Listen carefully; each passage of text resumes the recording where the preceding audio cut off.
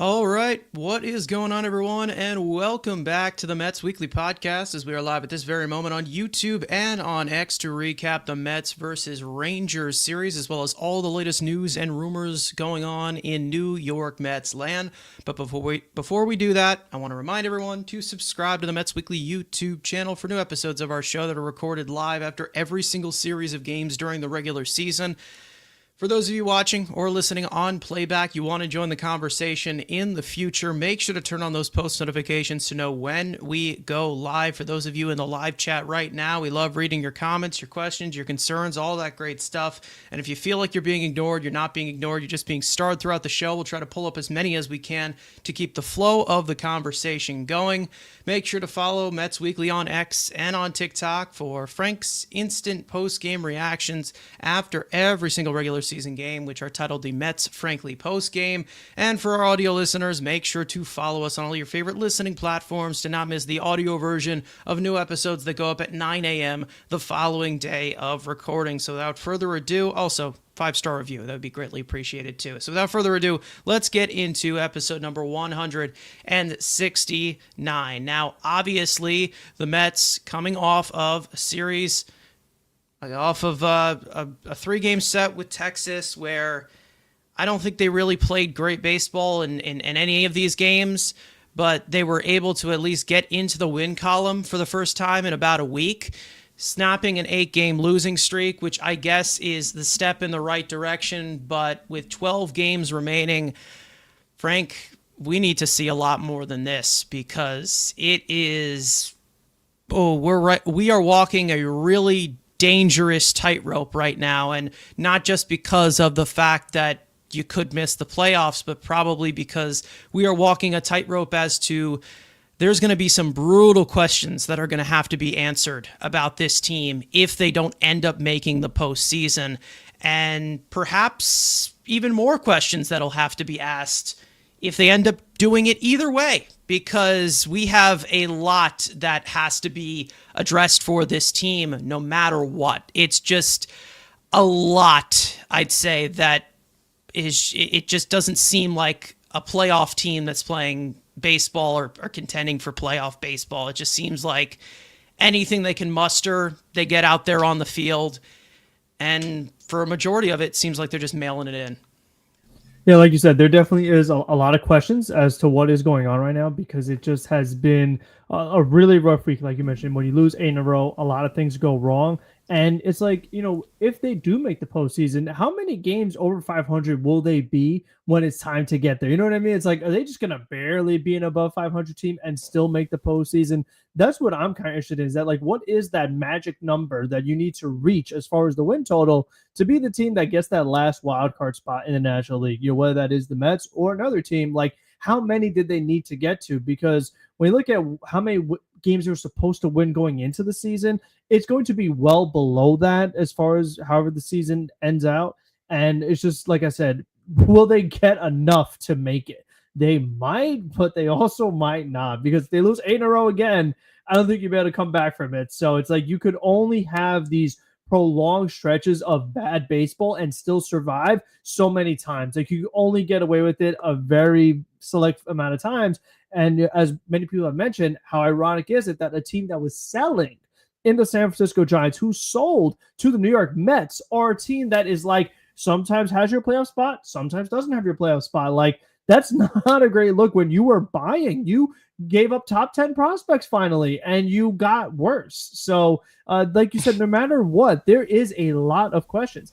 If they make it, it's going to be because certain guys who are just extremely talented were able to overcome a lot of the other bad things that are going on around them. It'll be because a bunch of rookies saved the day, which they're trying to, and this team still finds ways to mess that up as well. So it's just going to be interesting to see, like, if they even get there, and if they do, man, it's going to be a close one. And it's like, wow, we just barely got in. What do we do now? Because if this team makes the playoffs, you can't throw a parade. It's like the expectations were so much higher. You have to actually play well in the postseason, which, again, they could, but to do it consistently, I just don't buy it.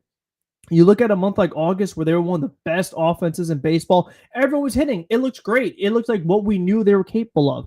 Then September comes around, and as always, they all go cold at the same time, and they all go hot at the same time. So when they do all go cold, then it's just, oh, we're going to lose a bunch of games in a row. Oh, well. So if you find yourself in the postseason, and let's say you get hot wild card round, National League Division Series, you're hot. But then they go into their cold stretch. Oh, well, there's no time left to get hot again. It's over. You're done. So that's the other thing, too, is like we talked about the consistently inconsistent. That's happened the entire year. It's been way over 100 games. Like I said, there's only a few left, and they still have not found that. They still, as we've said, have not found the right lineup configuration. They don't know what the roles are in the bullpen, and we're going to talk about later on. They're still figuring out who's in their starting rotation. And I saw a post that's like, okay, well, let's say the Mets did make the playoffs. Who are your starters of like the playoff series? Like, who would you even start? I don't think they even know that yet, because that is just how much in flux a lot of things have been. And this guy goes to the bullpen, and this guy gets sent down to the minor leagues, and we call these guys up. It's always been like so many different things that are happening on a daily basis. And that is just not the way you're going to be a successful postseason team. You cannot have all that instability and inconsistency. Yeah, I mean, obviously, we've talked about every single year. I mean, how do they have building blocks for this team? What is the core of this team, and who is going to take on these types of roles for this?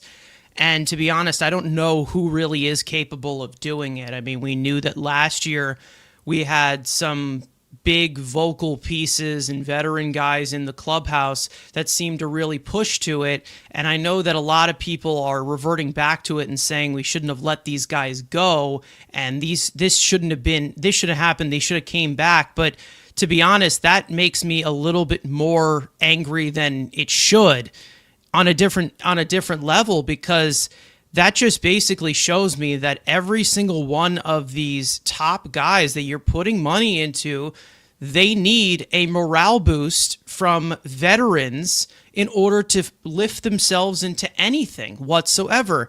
And that's pretty scary when you're seeing the amount of money you are putting into this lineup with Francisco Lindor, Juan Soto, Pete Alonso, who, I don't know, maybe he does get a payday from us. I don't know. We still don't know what's going to happen there.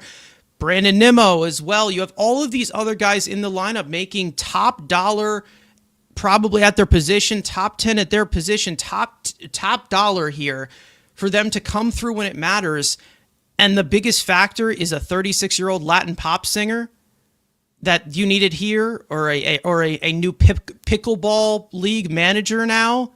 Like, that's scary to me. That is scary. That's not just like, oh, well, we should have never let these guys go.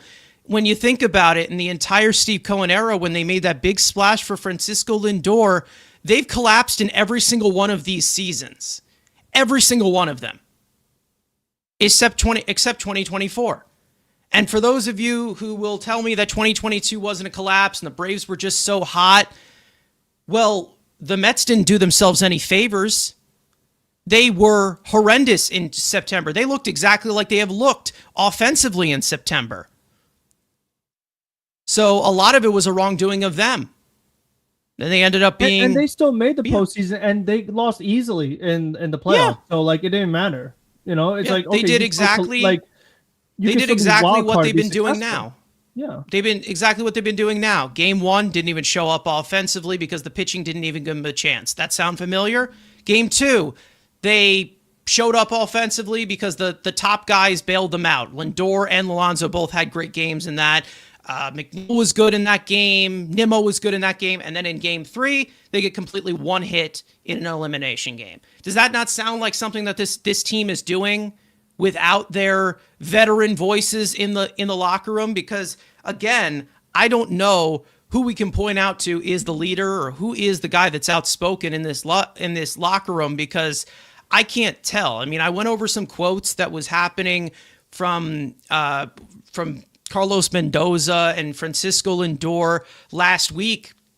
The last episode I was here solo, and I can't tell either if it's like we don't have a leader, we don't have a big voice in the clubhouse, or is it just the fact that this message is just not getting across whatsoever? Because I just feel like every single time we talk about this, faith we have in the core, I'm really starting to lose the faith. I really am. Because every single time when it seems to matter, no one is coming through. No one. It doesn't seem like anyone is coming through. And we can talk all about Pete Alonso's walk-off homer all we want. Are they actually going to build on it? Because after 150 games that I have seen, the answer is no. And that's the main reason as to why I said this on Twitter, and I got a 50-50 response, because there's always going to be blue teamers who will tell you, oh, you got to be a real fan and root for everything. And then there's going to be some people that are like, yeah, I understand where you're coming from. And then there's going to be some people that just tell you to die. But that's social media. However, I said I had no reaction. No reaction. Because I feel like I know this team too well now to have a expectation to know that, like, yeah, this is what's going to be at the end of the tunnel. What's going to be at the end of the tunnel is this team not building on, whether you want to call it a statement or a big or a uplifting victory or a tedious victory. They're not going to build on it because they haven't done it through 150 games. Should I believe that with 12 games remaining, all of a sudden magically this is all going to come to fruition? The team that is 0-64 this year, when behind after the 8th inning, they're just going to magically come into form with 12 games to go? I don't trust that they will. I don't trust this team, haven't trust this team, and they still look like the same team that I said, 2 weeks ago, that deserves to miss the postseason. I think you're muted, Frank. No, I mean, I'm speechless too, because like you said, it's hard to get like super excited even when you do get a walk-off win, because like we said, I mean, you'll just have a week where things just go back to not being great after having a good week. I mean, we thought they were on track. Yeah, after the series against the Phillies and the Tigers, like, oh, here's this offense now. Here they go. And then they just go right back to not playing well at all. And, against Cincinnati, it's like, oh, you win game 1. Oh, here we go. And then it took them a week to win again. So it happens. I mean, that's been the case far too often this season. They start off hot, got cold, got hot. I mean, it's been the whole year. The entire year they've 3 7-game losing streaks this year. That's crazy. I mean, has a Mets team ever made the postseason with 3 7-game losing streaks? I mean, they haven't made the postseason. I don't think they had the third wild in card their history. So if it did, yeah, exactly. You didn't have. That's a good point. Is that back in my day, we didn't even have 2 wild cards, let alone 3. Yeah, you got no shot at making the postseason back in the day. So I mean, those other teams that are near and dear to my heart in the mid 2000s, they didn't get that chance. No. They didn't have. They wouldn't cut it. No. Yeah, exactly. They didn't have like that safety blanket where everyone gets a participation award and you still make it. I feel like a lot of times, maybe for a newer fan, expectations may change, or the way you feel about the team may change. Oh, we're still a playoff team, but listen, as people who watch the team a long time, that this is just not acceptable. Especially like you said, the payroll, the pedigree, like this is not what's supposed to be. What you did, the deadline saying you're a buyer, giving up young talent for the present, and you're not seeing good things in the present time. It's rough. I mean, it's just been all around brutal. All aspects. We talk about hitting approach, taking strike 3 looking all the time, failing with men in scoring position, starting pitchers not going deep into game, new bullpen not getting the job done, not sliding, defensive miscues, manager miscues. Like, what more could you possibly want? I mean, Daniel Capps talks about losing faith in Stearns and Mendoza. And you know what? That's a fair criticism, because we talked, earlier about, the offseason, just about every move they made outside of Juan Soto has been an absolute massive fair, like a F grade. Like when we get to our grades eventually of like the offseason moves, I think a lot of them are Fs, to be honest with you, as far as what production they gave this year's team. They're Fs. And if you give me the trade deadline, I definitely give all Fs across the board. Yeah. So it's just like, Stearns this year, rough. And then Mendoza, like, a lot of this is coaching, like your players not sliding, your players not adjusting, the lack of focus in the field, the managing decisions on your own, pinch hitting, the pinch running, the bullpen. Like there's just been a lot of things to just criticize and have not gone well. And that's how you get into this position of fighting for your life to hang on to a wild card spot while all in all, being relatively healthy, all things considered, as far as like Yeah. your starting 9, starting 5, you're pretty healthy. And then you have all this payroll. There's no way you should have a record like this. It should be near impossible to have something like this. Yeah. I mean, they have squandered so many of these 3-game sets against teams that they should be beating. But those teams are just good enough to expose their weaknesses. That's how it has been all year. Because like this Texas team, this Mets team should be taking 2 out of 3 from them. But they were just scraping by to salvage that last game of the series. Yeah, go ahead. And it was the best part about Texas. This is my favorite thing about the Texas Rangers. Do you know what they did in the middle of the season when they were struggling? They fired their hitting coach, and then all of a sudden, I know, got better. But we're not allowed to do that. No, I don't think it got. It took like a month for them to get better, but eventually they got it going. Yeah. And listen, they have excuses. But here's they have Eovaldi down. They have a ton of guys who are down, and yet they got to bury them. As no Corey Seager. Like how? Yeah. How is this team performing? Yeah, this well? This is what I mean. Bruce Bochy's a good manager. Who knew that? Guy that has World Series rings on. Who knew that? Yeah. Exactly. That's the whole thing. Like, okay, first of all, let me just put out a statement. Bruce Bochy is what people think Buck Showalter is. Let me just say that, okay? That's number one. But I'm gonna just leave that statement empty. Anyways, there is a whole thing about what team is actually built for these moments to actually play through and come through. The Mets are fully healthy this year. This Texas Rangers team is a perfect example of that. They have no Simeon, they have no Seager, no Carter. They have Nathan Eovaldi out. Tyler Mahle was actually supposed to be a big part of their team. He's been out since June. I mean, they even have, I don't know if they count John Gray as a starter anymore, but he's out as well. They have plenty of guys that are out, plenty of key guys that are out, and they have been able to step up because there's probably a message that's being sent in that clubhouse of let's maximize it, let's find a way. And even with all of that, I just know how awful it seems that the leadership is in this Mets clubhouse, because it seems like the guys who are the most vocal are the ones that are sending such a disgusting message, such as the man who I'm not even going to get into, who is the hitting coach for this team, who yaps on Instagram every single time this team breathes. So again, that's just the type of attitude that's basically just put out and just saying, oh, you don't like this? Well, get out. That's basically what the message is. You don't like this? It doesn't matter. You're still going to buy tickets because we have Juan Soto. That's the whole message that it seems that is being sent to this team constantly, or sent to this fan base over and over again. And there's some Mets fans that will eat it right up.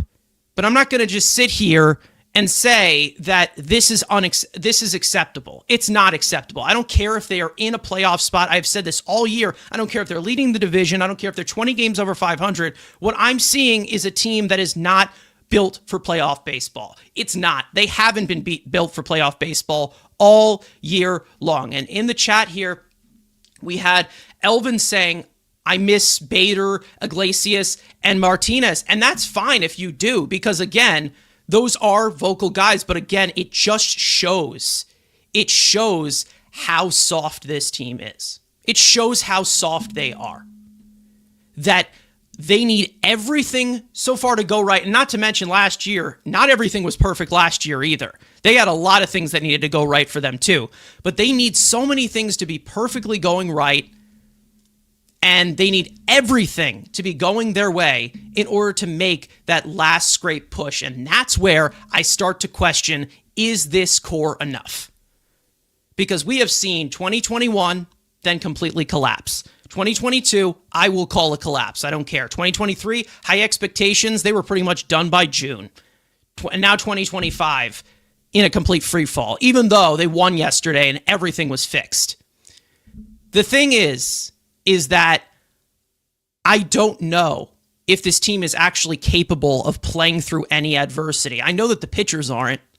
I know that the pitchers aren't able to do that because I have never seen them escape a bases loaded or runners at the corners jam at all this season.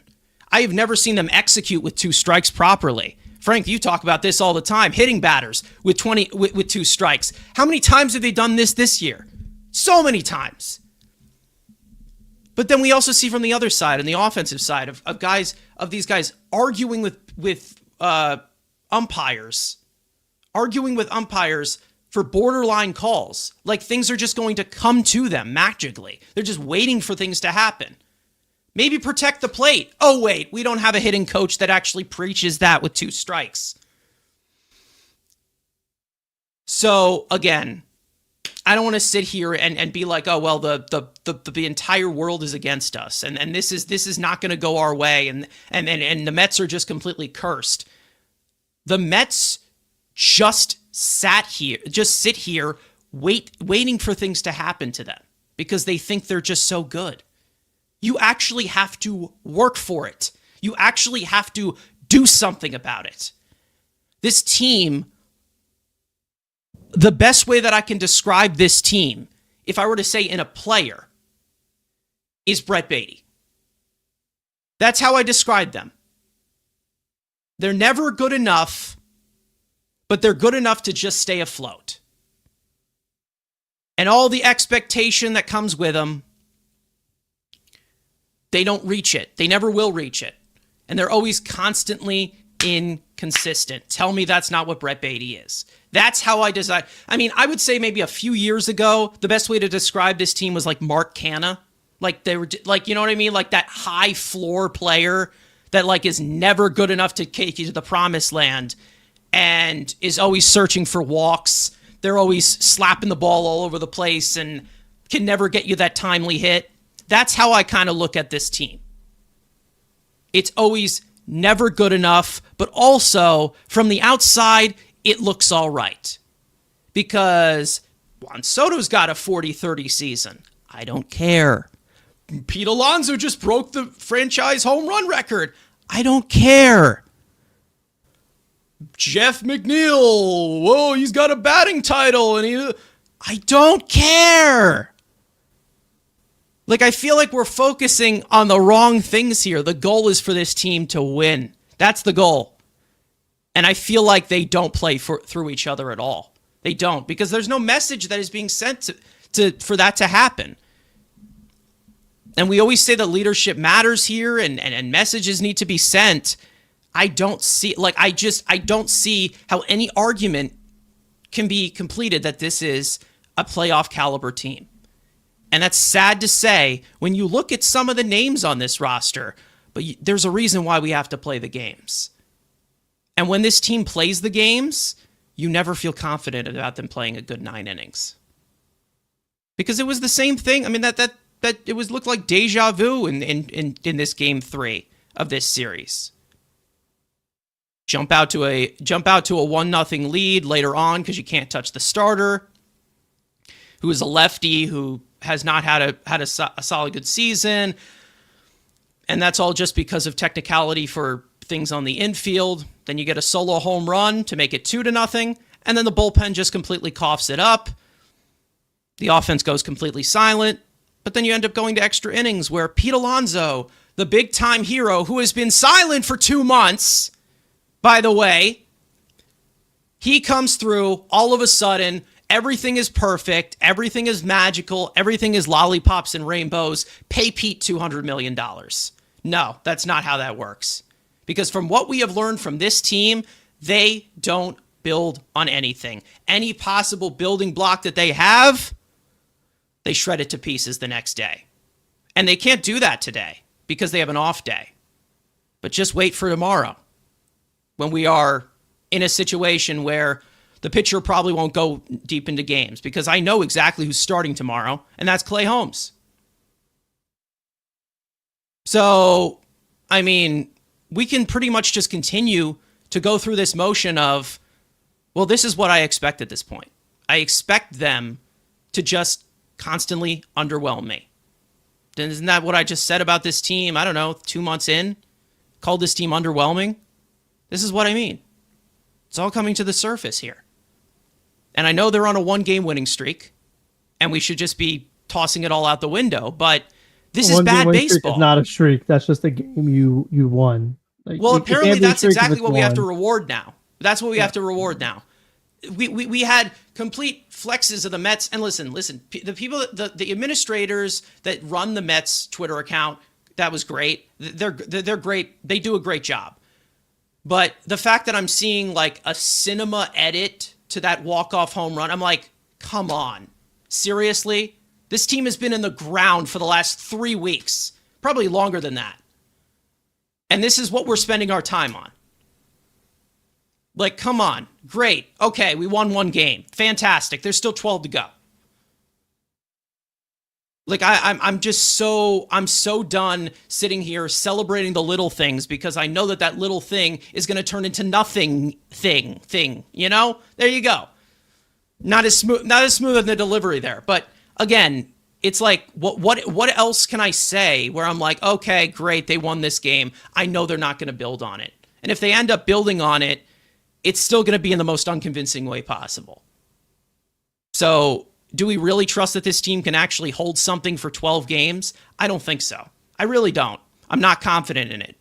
The only reason as to why this team is in this position is because of that third wild card, and it rewards pretty much mediocrity.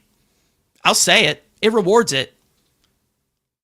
And to be honest, the Mets will have to go 12-0 to match their win total last year. And last year, if in case anybody knew, Juan Soto wasn't playing for this team. That's how sad that feels, doesn't it?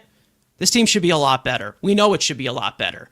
And to be honest, if the deciding factor is a 36-year-old Latin pop singer and a pickleball league manager now, then that's an issue. Then you're going to have to start asking some questions about if this team is good enough to actually win and actually fulfill the sustainable success look for long term. Because I have no idea if they can. Because again, Pete Alonso can be just as good as a player, and he's been a fantastic Met. He is already one of the greatest Mets of all time. We know he is. Possibly one of the best hitters this franchise has ever developed, or probably the best. But at the end of the day, with him as the face of it, can you go far? I don't know. I really don't know. And yes, there has to be some questions asked. And it's hard to ask those questions with guys like Lindor and Nimmo and Soto locked down. But what about the guys that aren't locked down? The guys that everyone loves so much. The McNeils, the Alonsos, some of these young guys, Beatty. Like, what is the question? Like, can we actually win with this? I don't know. I don't know if they can. Because I don't think we can just find another 36-year-old Latin pop singer to fix everything. Grimace is not going to just come and emerge out of the ground. Yeah, his birthday passed a while ago, so... His birthday passed a while ago. All right? So... There goes that. I don't know, maybe there's anyone else from McDonald's, like the Hamburglar or like any of the other ones interested? I mean... I'm surprised none of our rivals have invited the Hamburglar or Ronald McDonald or something just to try and emulate it, because what we did last year was so magic that it seems like it's unrepeatable considering how they're performing now with Juan Soto on their roster. So I don't know. And Soto was part of that whole situation. He was part of the not coming through with runners and score. He's been better at it. But then now you turn into a super bullpen that is not super at all.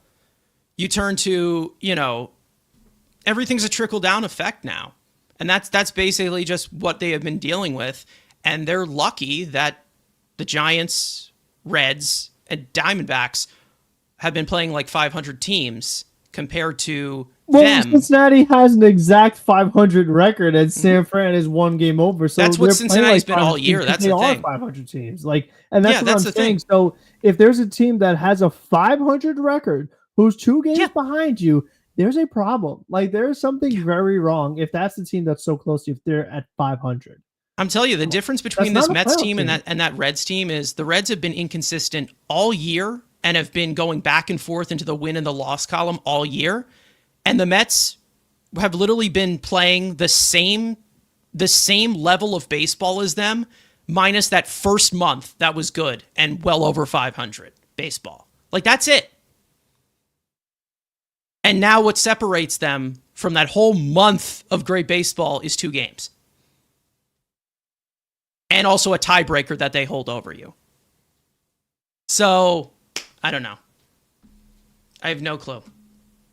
I do think that the coaching has to be the next addressing that, but if that doesn't end up working, then we're gonna have to end up asking some questions. And I also think that you have to ask some questions even now too. Yeah, no, I do. I've talked about it for a while, but there is some weird fit things that are going on, and it's Yeah. becoming more glaring as the season goes on. Like we talk about the guys out of position, or just like Yeah. what they provide to the positions they're assigned to. Like how do they profile there? Like does Nimmo look like a good outfielder out there? No. Soto, we already know. No. Vientos at third, not really. Pete's arm at first, not the greatest. McNeil losing steps at second base. Like there's concerns basically all of the field outside of Lindor. And then center field, we have no offense, so we just put anyone out there. McNeil, like we have no idea who's going to be in center field because, I mean, Stearns has brought in how many different center fielders now between Bader, Taylor, Siri, Mullins, and none of them are worthy candidates to be everyday full-time center fielders. So he still has not figured that position yet. So who knows? I mean, Carson Bench isn't ready yet. So they gotta they know for sure they already have that to figure out. I mean, it's more off-season talk, but it just does just show you it's like but it's there's so many questions to ask. But they're still trying to figure that out now because somehow Jose Siri's been getting starts, and I tweeted, but like that guy doesn't even look like he's swinging a baseball bat. He looks like he's swinging like I don't know, like a cricket club or something. Basically, like, what I'm expecting from a guy he has whose like no entire leg is rotation broken. like in his hips or anything. He's just like I don't know what that is. He hasn't even played that swift of a center field either. So he doesn't. Like he hasn't. He has not impressed me. Like his offense has not made up for his. Like his defense has not made up for his offense. You know, it's like we have how many Jose Siri's Taylor's do we have on the team does already? Taylor's does. Like Taylor's been totally fine defensively, but it's like you know he tries all these different center fields and none of them have been good. So you still have got to address that. Are you going to try it for Robert again in the offseason? Like, that's another question. Yeah, because the problem is since they don't know what center field is now, they keep rotating it. Like one day it's Mullins, one day it's Siri, maybe one day it's McNeil. When Tyrone Taylor comes back, is he going to start too? Like, are you going to keep all these guys on the roster? Like, how many different versions of the same player can you actually have? And you have Acuna, who like you might as well put him in center field too while you're at, since he gets starts. So it's just been a whole lot of things that are confusing right now. And still, like we said, if you got into the playoffs, you don't know who your center fielder is. Like you don't know a lot of things that you really want to know if you're in the postseason. So it's going to be something that's going to be addressed in the offseason, but they still don't have that answer right now today. So there's a lot of issues. I mean, I also have this worry of how will they actually respond to it? Because like if we would have a change in coaching, there's been plenty of instances where Pete Alonso didn't like when they fired Chili Davis, and he was upset about that. Hopefully he's grown up because he's into his 30s now, and he wouldn't be whining about that. But I don't know how they're going to end up responding. Like, how are they going to respond when Marte leaves in free agency? Because, like, I feel like they're so attached to him. Yeah, he's the last veteran left. That's what I'm like. I'm sitting here. I'm like, how soft is this team? I'm wondering how soft is this team? And that's what really freaks me out. And then I'm like, okay, well, is this actually worth it? I don't know. And that's the thing when we talk about, you know, you got to break this core up. It's time for a change. It's kind of hard to break up, you know, the Nimmo, Soto, and Lindor because they're here for long term. But then that points out to the fan favorites that everybody loves, the homegrown guys in Alonso and McNeil. And I don't think that's a conversation that Mets fans want to have right now. Unfortunately, they're going to have it. And to be honest, if they want to keep these two around for next year, you're going to have to make a coaching change. Because if you keep this piece of shit here, you're going to have the same result over and over and over again. I don't know. I don't know what direction they would end up going into, and even if the hire is going to be the right one. Because I've not really seen as much of an effort as I've been hoping to see on the hitting side with David Stearns at the helm so far. That's kind of what I'm a little bit fear. I have a lot of fear about it, but I don't know. Was it, you know, Conforto leaving all those years ago that broke this team? I don't know. Who knows? Was it Iglesias? Was it Martinez? Like, if that is so predetermined to destroy this team, maybe they're just not capable of competing on that big stage that we expect them to. I feel like when they're just keeping things around, it's always the mindset of, well, we're not going to get anyone better, so we might as well keep these guys around. And it's like, but you can't win with them. How many years of Juan Soto's prime are you going to waste? How many years of Francisco Lindor's prime are you going to waste? Because he's not getting any younger. He's in his 30s now, and he's still a good player. He still is really good. He's on pace for a Hall of Fame career. But there's like nothing, there's a few directions where you got to go, and it's like, do we keep these guys around? Is it actually worth it to potentially have another collapse like this in September? As I don't know. And I'm seeing people talk about Nimmo. It's like, can we really move Nimmo? Is it possible? Maybe it is possible, but like, who's going to voluntarily take on that many years of that contract for a player that's in his 30s now? I don't see anyone doing it. The guys that have to answer that question are probably Alonso and McNeil, who are not locked down here long term. McNeil has one more year, I think, right? One more year. Yeah. And then Alonso could possibly opt out. And I don't think that Nimmo is someone who needs to be completely exiled off this team. It's been rough for him recently. He definitely hasn't been himself. I still think that you can win with him on the team, because I do think he's really good in those certain moments, whether it has been very spotty this year. But I don't know. I don't know how. I feel like the message is just not being sent at all. There's no message that is being sent. And even have some questions with Francisco Lindor too. I've seen a lot of lack of effort from him this year too. We've talked about it before. Like you said, no sliding sometimes. What does that send a message to these young kids who have already been struggling to get some plays at shortstop? Yeah. Like, routine ground ball. And Lindor is still a good defensive shortstop. It's not like he's... He has like these awful moments of like, just, brain, I don't know what you'll call it, a brain fart. Like, he just checks out. Like, ground ball hit right to him. Oh, I dropped it. No problem. Yeah. Mr. Smile. What's interesting, though, is that we did see Juan Soto in the dugout actually, like, kind of we're seeing visible frustration for him, which with the way this year has gone, I didn't think we'd see that from him. But like, if you see Juan Soto, who shows no emotion, reacting like that in the dugout, or McNeil getting thrown out, even though McNeil's very emotional, but still for him to react in that extreme, as we talk about, it's a mental game. Like, the guys are pressing, they're stressed, they're well aware of the situation, how they're failing, and whoever is the leadership is not keeping these guys focused and keeping their emotions in check, because they're just like, they mess up and everyone's ready to just like break something. Like, they're just totally like in panic mode right now. You could just see it. We can go on and on about it. And we can go on and on about it, but I feel like that quick second time to make a decision on this team, because of how quick pace this game can be, especially with the pitch clock now where it's reducing some of the time. It's more the fact of, in that situation, McNeil, it looked like a strike to me. StatCast was saying that it was a strike, and I'm not going to say that and sit here and just be the anti-McNeil stuff, but it's like, you're going to put on that entire performance when you know that with the bat-to-ball skills that you have, Jeff, you can protect the plate in that situation. We know you can. You make a little too much contact for your own good. We know. It's like those little situations where it's like, come on, use your head, please. Please use your head. I'm asking you. Please. And I don't care if he shows emotion, but it's like, at least be right about the call.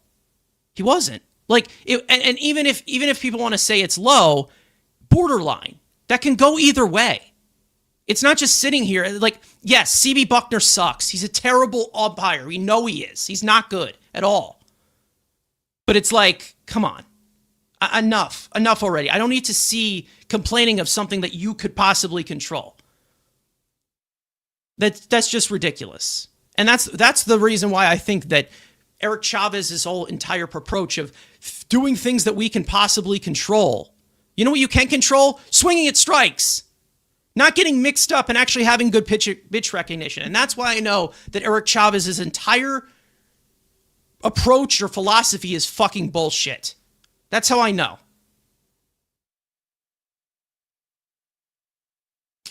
I just feel like the message that's being sent is what we are doing right now is okay. And if you don't like what's going on, just completely complain. I just feel like there's no accountability. Absolutely none. I feel like there's so many different stories that we have to talk about of defects with everybody else on this team. And it shouldn't be like that. It shouldn't. Yeah, Nimmo has a full no trade clause, which I don't think he would just sit here and say, yeah, no, I'm not moving. I'm sure that if they talked about it, then he probably would waive it. But again, there's no team out there that's just going to be like, oh yeah, I'll take a guy going into his 30s, making $20 million a year for the next, 5-6 years, and I'll take on that contract. The only team that would take on a contract like that would probably be the Mets with their financial flexibility. So we can't trade Nimmo to the Mets because he's already here. So I don't know how we can really figure something like that out. But the guys that are lined up for this would be guys like Alonso and McNeil. It's something to think about. I'm not going to sit here and say, oh, well, the homegrown babies, we need to hold on to them forever.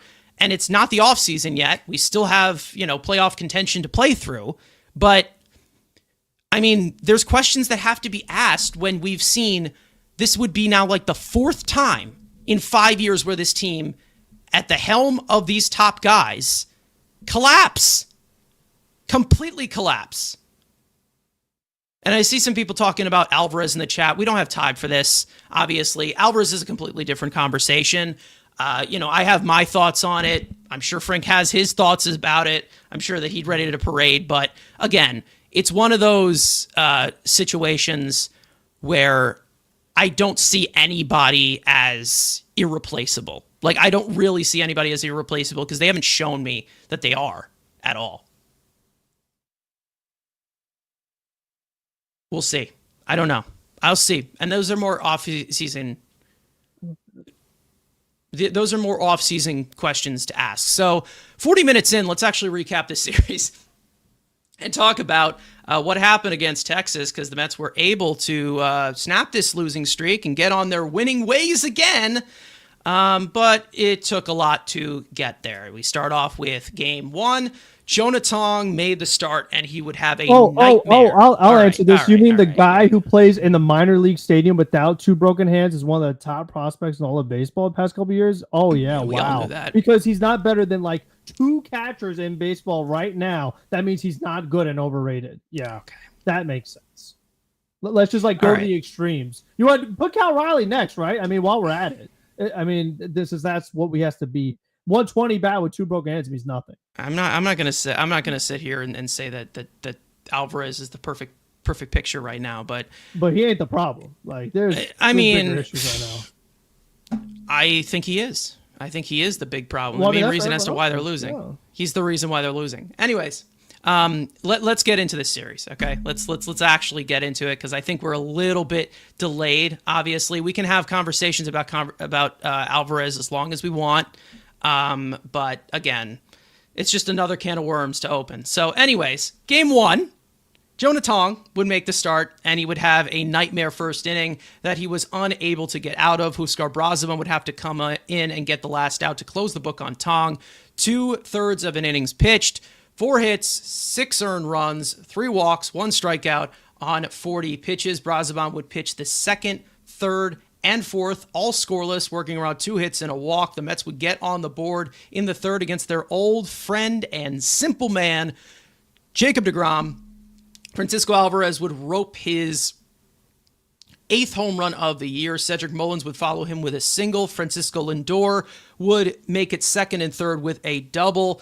Juan Soto and Pete Alonso would collect back-to-back sacrifice flies to cut Texas's lead to 3. Ryan Stanek would toss a 1-2-3 fifth with a strikeout. He'd come back out for the 6th, get only 2 outs, and Gregory Soto would finish the inning. Soto would come back out for the 7th and surrender a 2-run homer to pinch hitter Dylan Moore, putting Texas back up by 5. Reed Garrett would pitch the 8th and work around a bases-loaded 1-out jam to put up a scoreless frame, and Ryan Helsley would pitch in the 9th and work around a leadoff double with help from Francisco Lindor doubling the runner off second to record a scoreless inning, but the Mets offense would not respond after that 3-run third inning to drop their 7th game in a row in the series opener 8-3. Brandon Sproat in Game 2 would make his second Major League start, and he was near spotless. 6 innings pitched, 6 hits, no earned runs, no walks, 3 strikeouts on 70 pitches. The Mets would open the scoring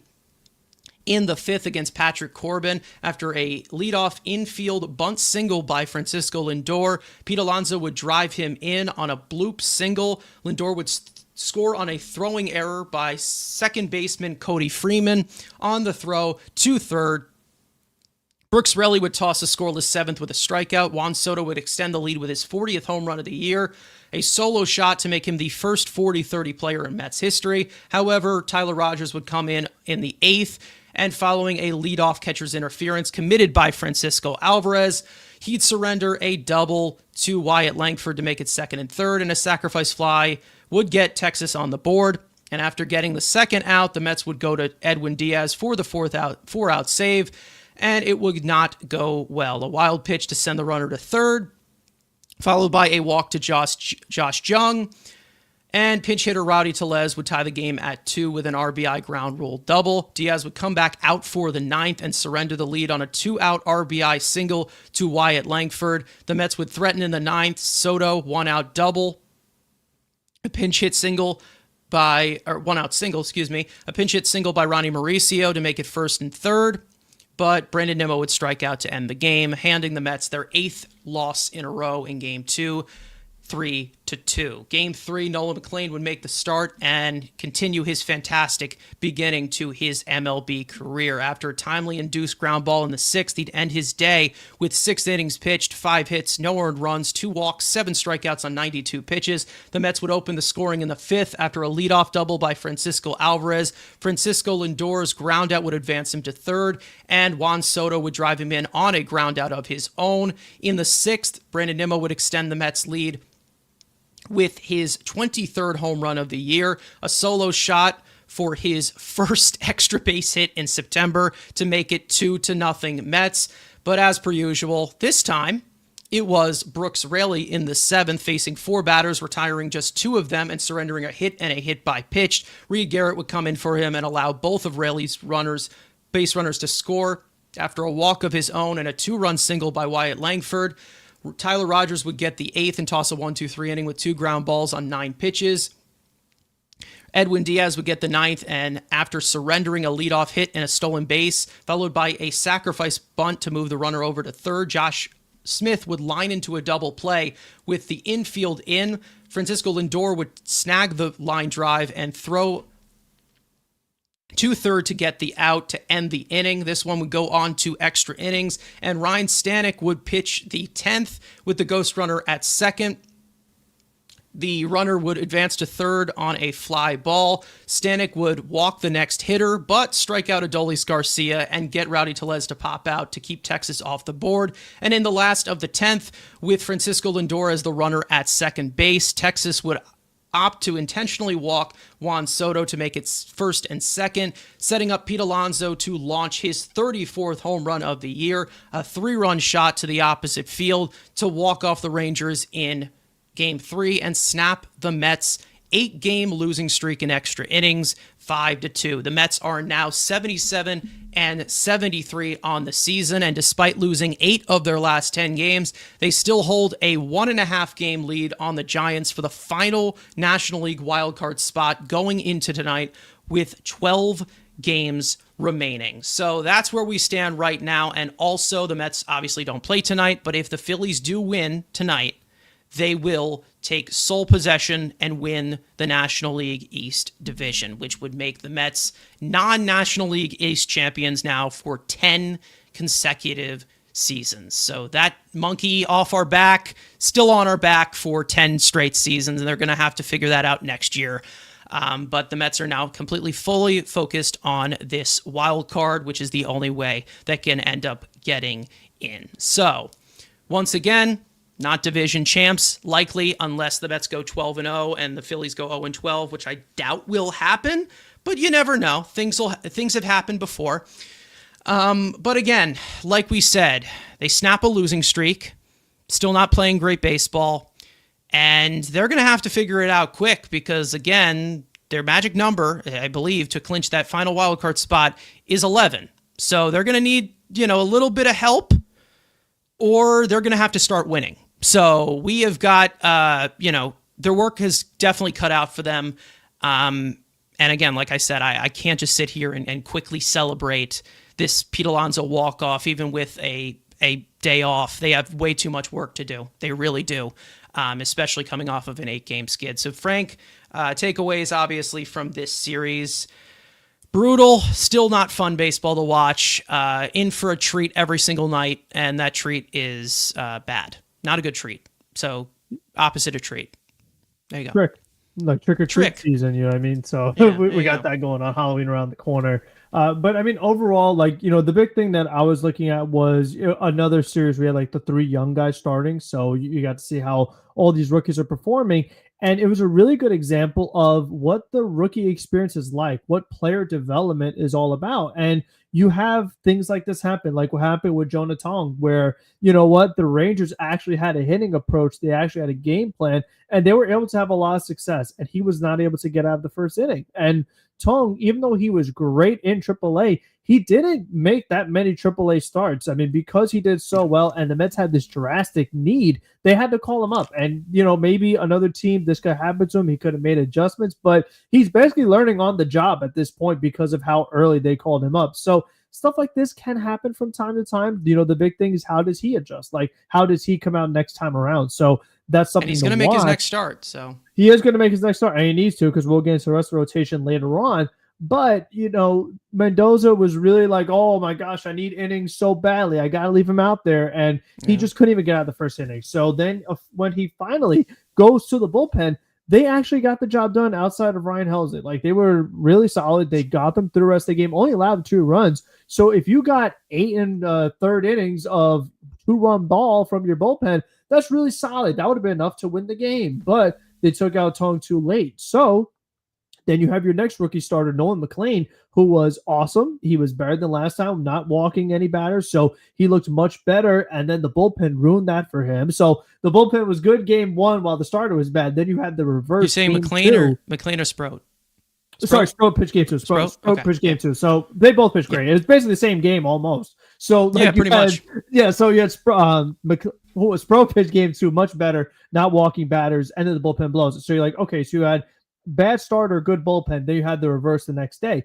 Now, game 3, McLean is pitching really good, similar to Sproat. And then the bullpen comes in and blows you. And you're like, oh my gosh, are we going to have literally the same game 2 games in a row? But this time they held on just enough, got the offense they need in the 10th inning. And when Diaz came in there, I was like, I don't know if they're going to be able to get through this. He's allowing some base runners. They're using guys on back-to-back days because of the off day on Monday. So, there was just a lot to be nervous about. The offense left a million guys on base early in the game, and somehow they're able to win it. But it's just this was such a winnable series. But these are things that are going to happen. You take a risk when you rely on rookies this late in the season. We know that, but these are some things that can happen. And with the offense, as we know, very inconsistent. It was not a great offensive showing. I know that Texas has the best ERA in the league, but I mean, you're supposed to be one of the better teams. Like we said, with the payroll, they don't have a lot of injuries. All of a sudden, Patrick Corbin is good again, even though he's not really lately. So it was just pretty frustrating because, these were some really good opportunities for this team that they were not able to capitalize off of. And they need all these games. I mean, when it's this close in the wild card, every game is crucial. So it's like you losing a game by 1 run because of your bullpen or your hitting, that means a lot. That can go a long way. So it definitely overall was frustrating. They just barely able to get 1 win out of it, but just overall not the greatest performance and not too encouraging considering the few series before that, leading to an 8-game losing streak by the time game 2 was over. Yeah, I mean, obviously we knew that the offense, when it even was hot, they still had concerns with the pitching of a super bullpen that has not been so super since they tried to reinforce it, and it hasn't been good. But I think it basically just shows exactly what I was preaching before all of this happened beforehand, that Tong, McLean, Sproat, any of these young guys come up here, they're not going to save everything. They're not going to save it. They are not going to sit here and be the savior of this team. And that's the thing. It's like when you come to a situation where with Jonah Tong, this is a 22-year-old pitcher coming out of high school, huge helium pitcher over these past over this past year. 8th round pick, there wasn't much expectation, but he was such a big riser. That's basically what he was the guy that I was like, okay, there's going to be some pain here. There's going to be some growing pains. There's going to be things that he's going to have to figure out.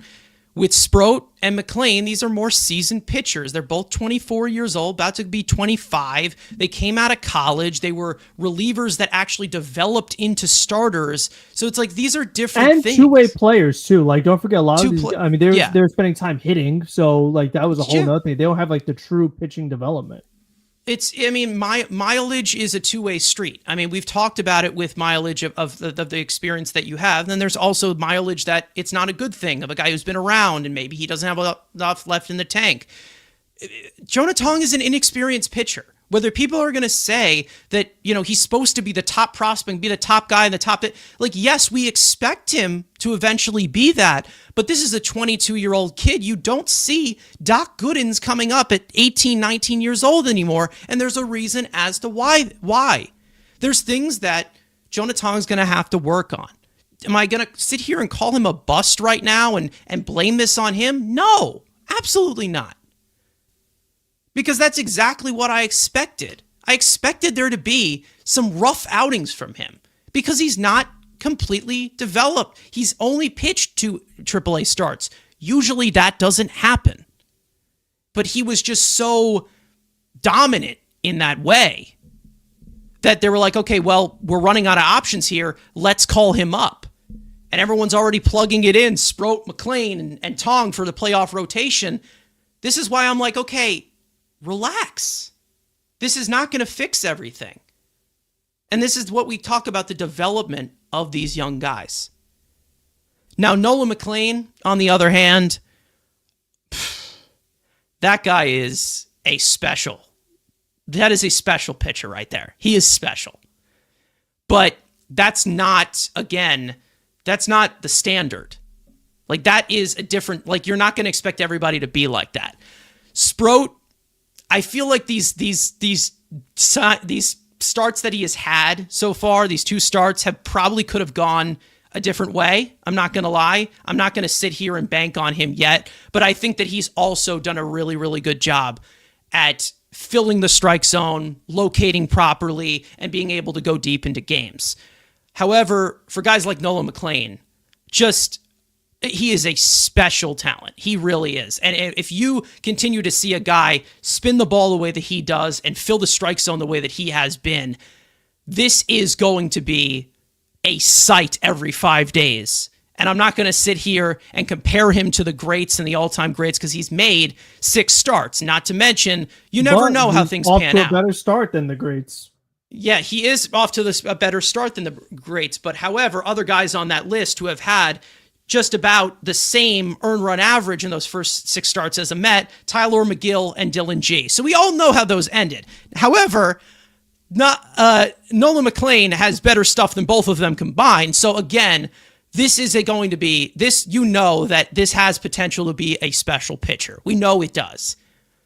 I do believe that we are going to get to a point because of the way that this guy is throwing the ball and the conviction that he throws at. And the ridiculous stuff that he has.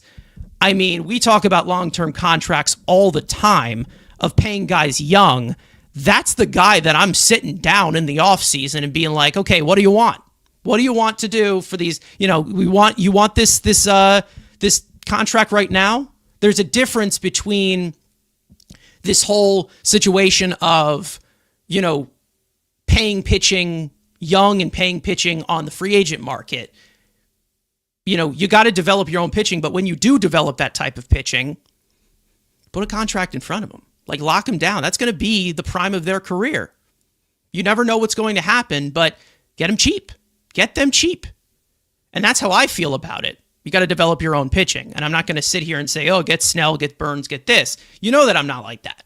And it never will be, because every single time that the Mets spend money on these big name arms, it doesn't work out. It doesn't. And that's the main reason as to why whenever I hear,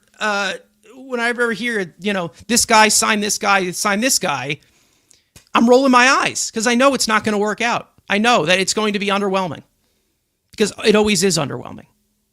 That's basically just what it is. So we'll see. I don't know. But Noel McLean is a special talent.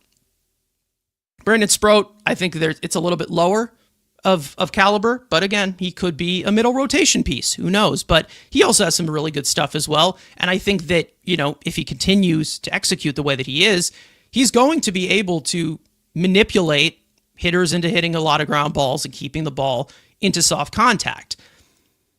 Now, again, Jonah Tong, I wouldn't be giving up on him. He should be pitching in AAA right now. But you can thank Kodai Senga, you can thank Sean Manaea, you can thank all of these other pitchers who have struggled to get out of the fourth inning constantly and have worn down an entire bullpen to a place where we have used 50 pitchers this season. That's why. Those are the guys to blame. It's not Jonah Tong. Jonah Tong is coming here, like you just said, learning on the job. Learning on the job. Now, as for some other things in this series, managerial decisions. Let me just say, I wasn't really watching it so closely where I was getting very frustrated in the matter, but let me just say it was a big risk to take Diaz out after 7 pitches to go to Ryan Stanek in extra innings. It ended up working out by the skin of the teeth. I think it's because you work a second day in a row.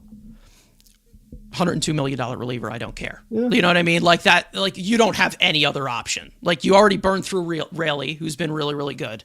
On 2 days in a row, coming off of but Tommy he John. also didn't pitch fairly well either. Yeah. Tyler Rogers has been, he's been burnt by 1,000 paper cuts. Yeah. But Diaz is your top guy. Like you gotta, like it's tight game. You gotta do it. Like you have no other choice. And that's what sucks about it. But $102 million arm, like I'm saying, it's like, he should be back out there. Like it should be after 7 pitches. I understand not back-to-back days, but again, the whole lack of usage, that's an entirely different topic. The whole lack of usage and the bottom tier usage that they use of Edwin Diaz when he's been noticeable that he wants to pitch a lot.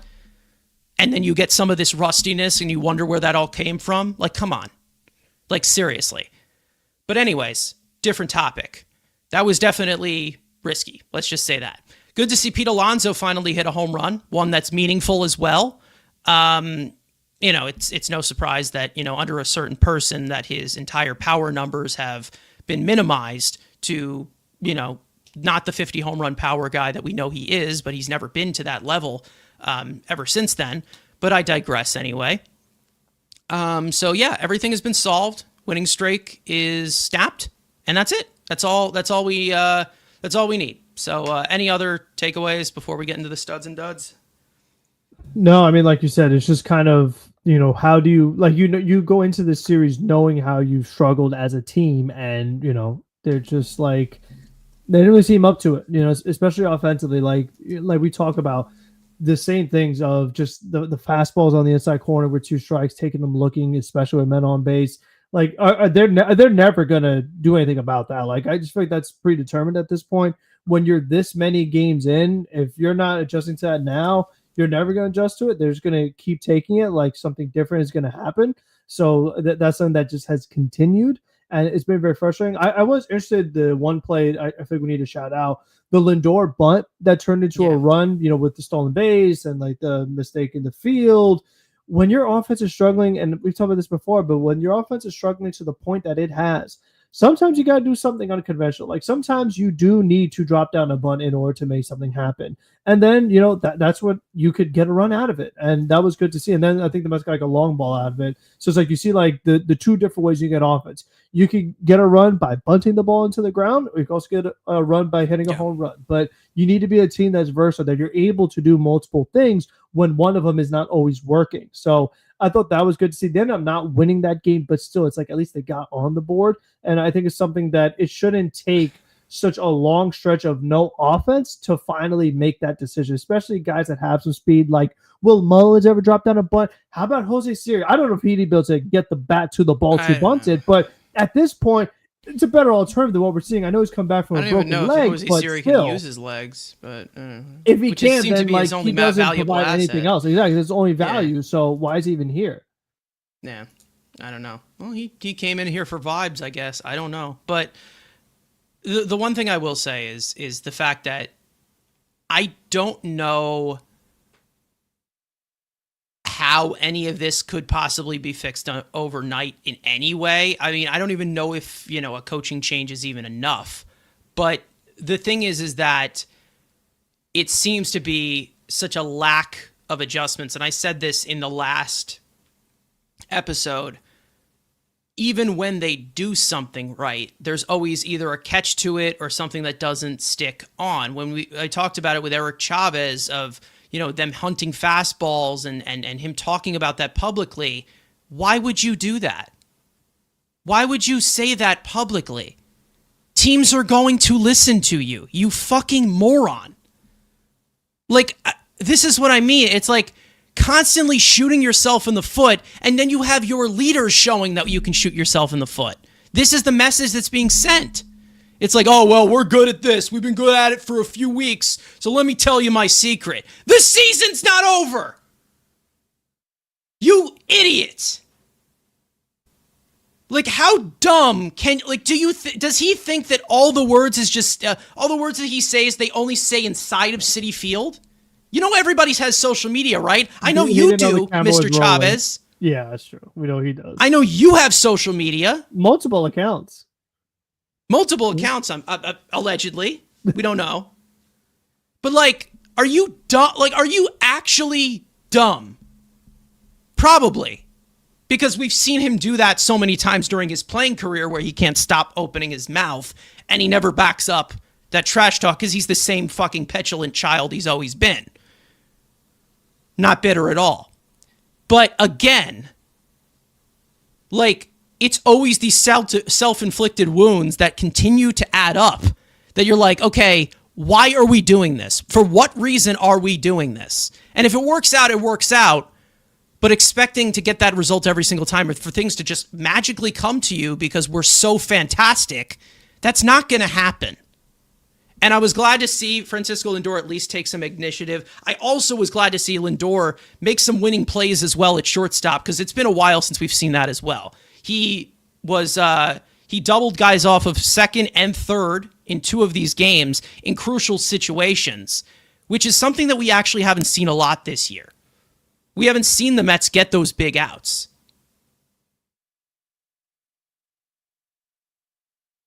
So again, there's a point in the matter of the fact that I feel like this team, it's not just the fact that any team is better or whatever.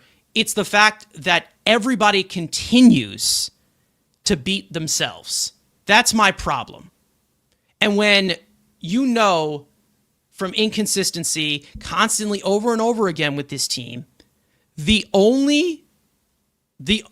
your biggest enemy is yourself, that means that you don't know what team you're going to get every single night. And that's basically been what this team has been all season.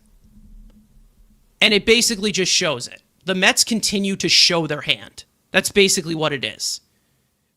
Figuratively and actually. And I'm not just going to say that this is the problem. Like M-Easy saying them not hitting because Chavez talking on Twitter. No, he was talking to Steve Gelbs. He reported it on the fucking broadcast like the great moron he is. But again, the one time they do give him the broadcast, he says something extremely dumb. Yeah, you got to make that visible. Yeah, because again, I'm not saying that that's the reason as to why they're not hitting at all. But when you see a team that goes cold instantly altogether the way that they have for 150 games, maybe you should make a recollection of. Oh no, I'm not talking about Gelbs. I'm not talking about Gelbs. I'm talking about Mr. Pancakes. Again, it's one of those things where it's like, what was the reason for that? Like, why are they making it more difficult for themselves? There's no way that helped, saying that publicly. There's no way. No way that helped. Saying, oh, well, let me tell you our secret right before. Let me tell you our approach right before September baseball starts. Step into my lair. Let's do this. Are you dumb? Like, are you actually, like, do you have rocks in your brain?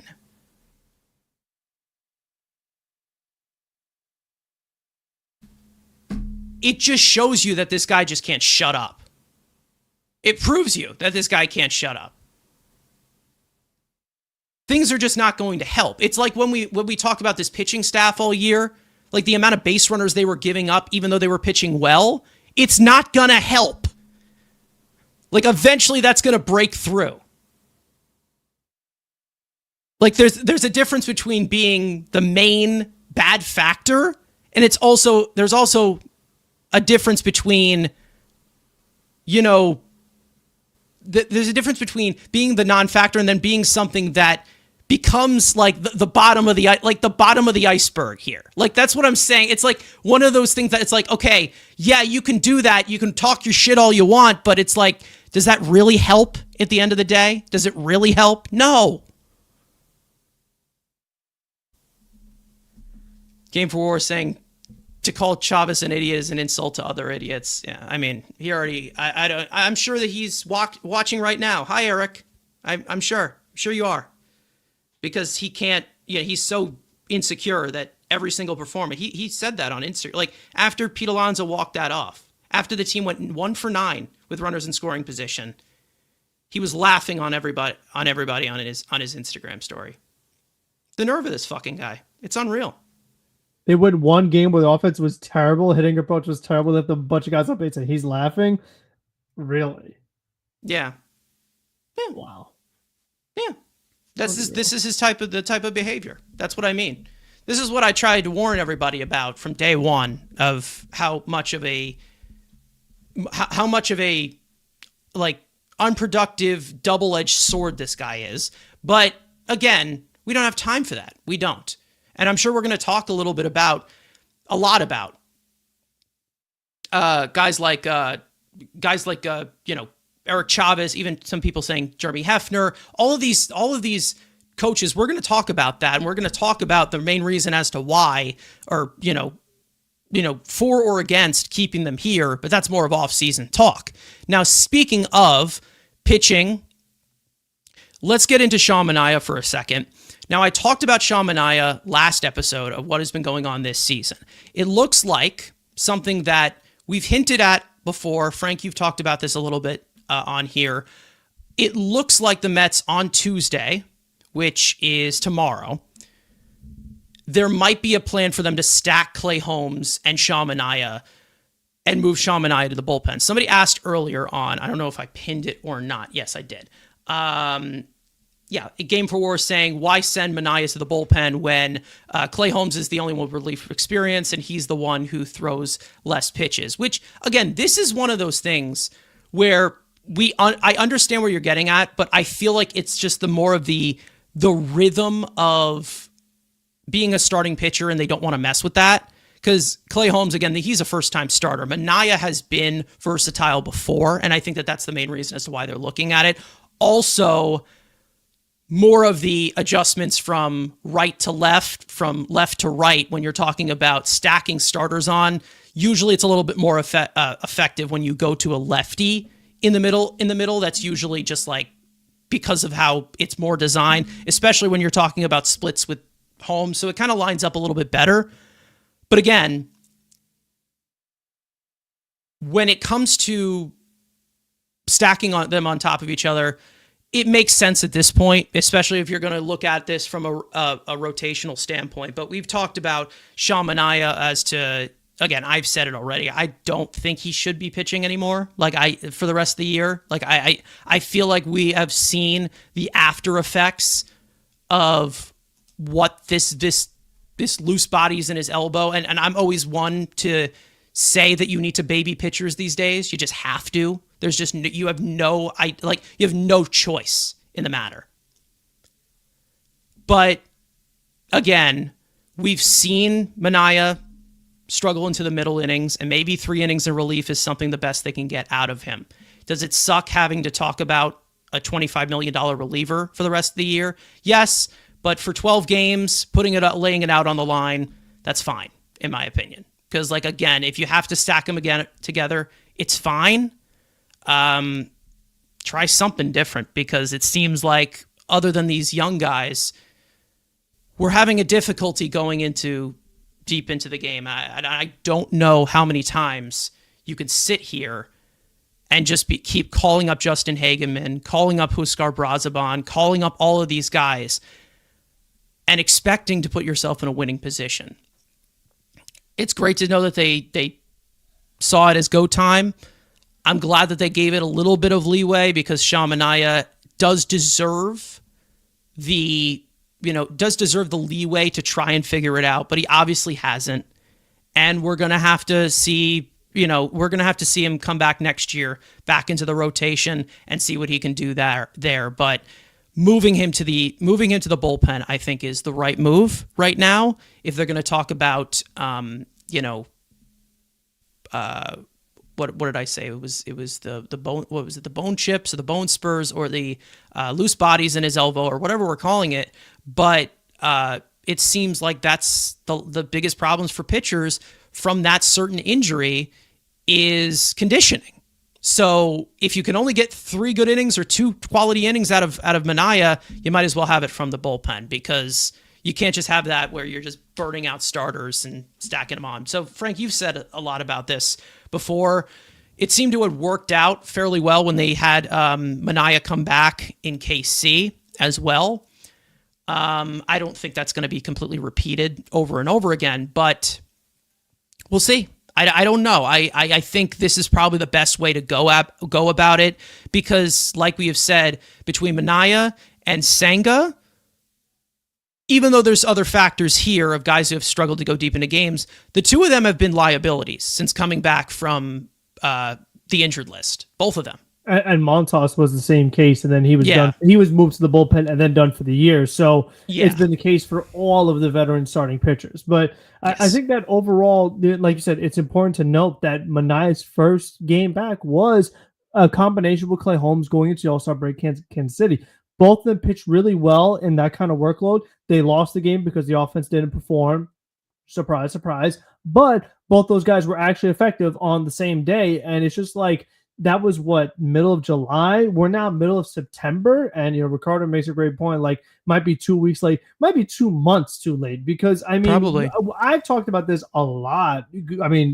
As we watch both these guys struggle and struggling very specifically, because when you pull up the numbers of where the issues are, Sean Manaea in innings 1 through 3, an ERA of 3.90. That's all right. That's solid. Innings 4 through 6, 9.17. So that's where he just becomes a total disaster. Like you said, total liability. Cannot use him. Clay Holmes, it's probably even more drastic. In the first 3 innings, 2.48 ERA. Innings 4 to 6, which is the main reason as to why I think he gets the ball first. That's the thing. Yeah. That's why I think he does, because again, these are the types of growing pains that I feel like are necessary to experience when you're talking about Clay Holmes being a first-time starter. With Manaea, it's a little bit different. He also has bullpen experience. The thing is that with San Francisco. Yes. Yeah, he does. And then also a little bit with San Diego too. Yes. So again, there is experience there. He has been somebody who has revamped a lot of things with him. I think the main reason as to why, it doesn't seem to make sense, because Clay Holmes has been a reliever before. Clay Holmes the reliever and Clay Holmes the starter are 2 completely different workloads, 2 completely different mindsets, 2 completely different sequencing. It's so different that if they were to just become a starter, because he was a 1-inning reliever that was only using a few pitches. He was only using a few pitches. He has a whole different arsenal now. And obviously this is a little bit different to what they were doing. It would be basically moving Clay Holmes. This is kind of the opposite, kind of a mirror effect. Moving Clay Holmes to the bullpen here would be in this certain situation with 12 games left. Moving him to the bullpen, I believe would basically be the equivalent to the Mets shoving Seth Lugo into the rotation that they did in 2020 because they had no other options. And that was a disaster. It was a disaster. It was a Then complete he went on disaster, to and it become nearly a killed full-time him. It nearly starter killed in him. other organizations and absolutely excelled with a Yes. drastically increased workload, going like 115 pitches and being totally fine in other organizations after being away from the Mets. But I think overall, to your point, like, you don't, again, this goes back to the offseason, but when you sign Clay Holmes to be a starter, you want him to be a starter for you. When you re-sign Sean Manaea to be a starter, you want him to be a starter for you. But we've seen for months now, this has not worked out. And like you said, when there's 12 games left, it's like when you're this close, you know, like the wild card is that tight, you just got to do what it takes to get a win here. And it's like, if our young starters are performing for the most part, Dave Pearson has been as good as he was in the first half, but still better than these guys. Senga had to get sent down to the minor leagues because of how much of a disaster he's been. It's like, if this is what you have to do to actually get a good start, it's like 2 half starts on 2 separate days, make one good start on one day. Listen, if that's the equation that equals a W, that's what you have to do when it's go time in this point in the season. And like you said, is it going to work out this time? Maybe. Is it going to work out every time? Probably not. But I can assure you it's going to be better than having them make a start knowing that the 5th inning or 6th inning, if they get there, or even 4th inning, is going to be a tightrope. Like, it's going to be very like, oh, you know, when do we pull this guy? And like we say, the damage is done. And I feel like in general, when these guys even make their starts, you have to assume that your bullpen's got to be ready 4th inning, 5th inning, because they've shown it time and time again most of the time that they're out there. So you might as well just combine it. You kind of save your bullpen a day in a certain sense. If these guys combined could go 6 to 7, dare I say 8 innings between the two of them, that would actually save your bullpen a little bit. So I think it's something that should have been done earlier, but it's kind of lined up better because they have these off days. Because don't forget, I mean, they had that stretch, was it the 12 games in 12 days or 15, whatever it was, where there was no off days for like 2 weeks. Now that they have the off day today, they have another off day coming up. They can do something like this. They can consolidate the rotation to having these guys go the 2 days. And they don't really need the 6-man rotation anymore because Senga's not in the rotation. He is in the minor leagues right now. So they don't even need to accommodate for that. No. So I think overall, this was the time to do it. I'm very fascinated to see how it goes. The fact that they're playing the Padres isn't great because we know San Diego, we're going to get to preview them later on. They've had success against the Mets. They have success offensively in general. So I can't just be like, oh, well, you know what? It wasn't a good game against San Diego. It failed. Let's go back to the old rotation. Like, I can't say that because the sample size of these guys being starters on separate days, the sample size is much bigger and just has not been efficient and is not what you could be doing for either starting pitcher. It's basically just the fact that you also have the additional collateral damage. I said this on Twitter, I think it was yesterday or 2 days ago, of basically every story from this rotation this year, even just excluding the young guys who shouldn't have been as big of a factor as they are being seen as. Senga's been optioned to AAA. Manaea injured, likely still injured, moved to the bullpen. Peterson laboring the entire second half ever since the All-Star break. Clay Holmes has been struggling to get out of the 5th. Ruptured Achilles for Griffin Canning. McGill is sucked after April, always has. He's also injured. And then you have Montas, who started off injured, got injured again, done for 2026, and also just sucks ass. So, I mean, basically every single situation with every single veteran has not gone well. It has not gone well. It's gone to a different level that I don't think anybody expected to go. Even though we had questions about this rotation, I didn't think everybody was like, well, everyone's going to get hurt. Everyone is not going to be able to execute with 2 strikes. And somehow you're still going to be in a playoff spot. Like, how is that possible? Yeah, no one can go more than 5 innings besides Peterson. Yeah. Like, that's a tough, and that's the luxury of having the Max Kranick, who we overworked and drove into the and a bad bullpen and used 50 pitchers. Like, when you put together all those, like, the likelihood of making it is like, wow, you would have had to have maybe the teams behind you barely be above 500 to sneak into that 3rd wild card spot. And look where we are. When you're stacking on each other, on Manaea and on Holmes, it does shorten up the bullpen here, the super pen that's not so super. And again, that probably, let's say if you're ideal, and who knows if it actually happens, because it has to piece together fairly well, and that's basically what they're banking on right now. Let's say 10 outs from both of them, 20 outs from them combined. Then you need 7 more outs. That probably takes somebody like Ryan Helsley out of the equation, who has been god-awful. That probably takes out Gregory Soto, who's also been pretty shit recently. He's been awful too. That takes out Ryan Stanek, who, despite the extra inning heroics, and to be honest, I think he had a decent series, to be honest, overall, I don't trust him at all whatsoever. Maybe it takes Ree Garrett out of this situation, who I don't even know what the hell Ree Garrett is at this point. It's like, it's probably something that you just have to do, because the 6-man rotation is not really in a need right now with Kodai Senga in AAA, and I think it is the right move. And I still do believe in Manaea going forward. I do believe that he will be a good pitcher again.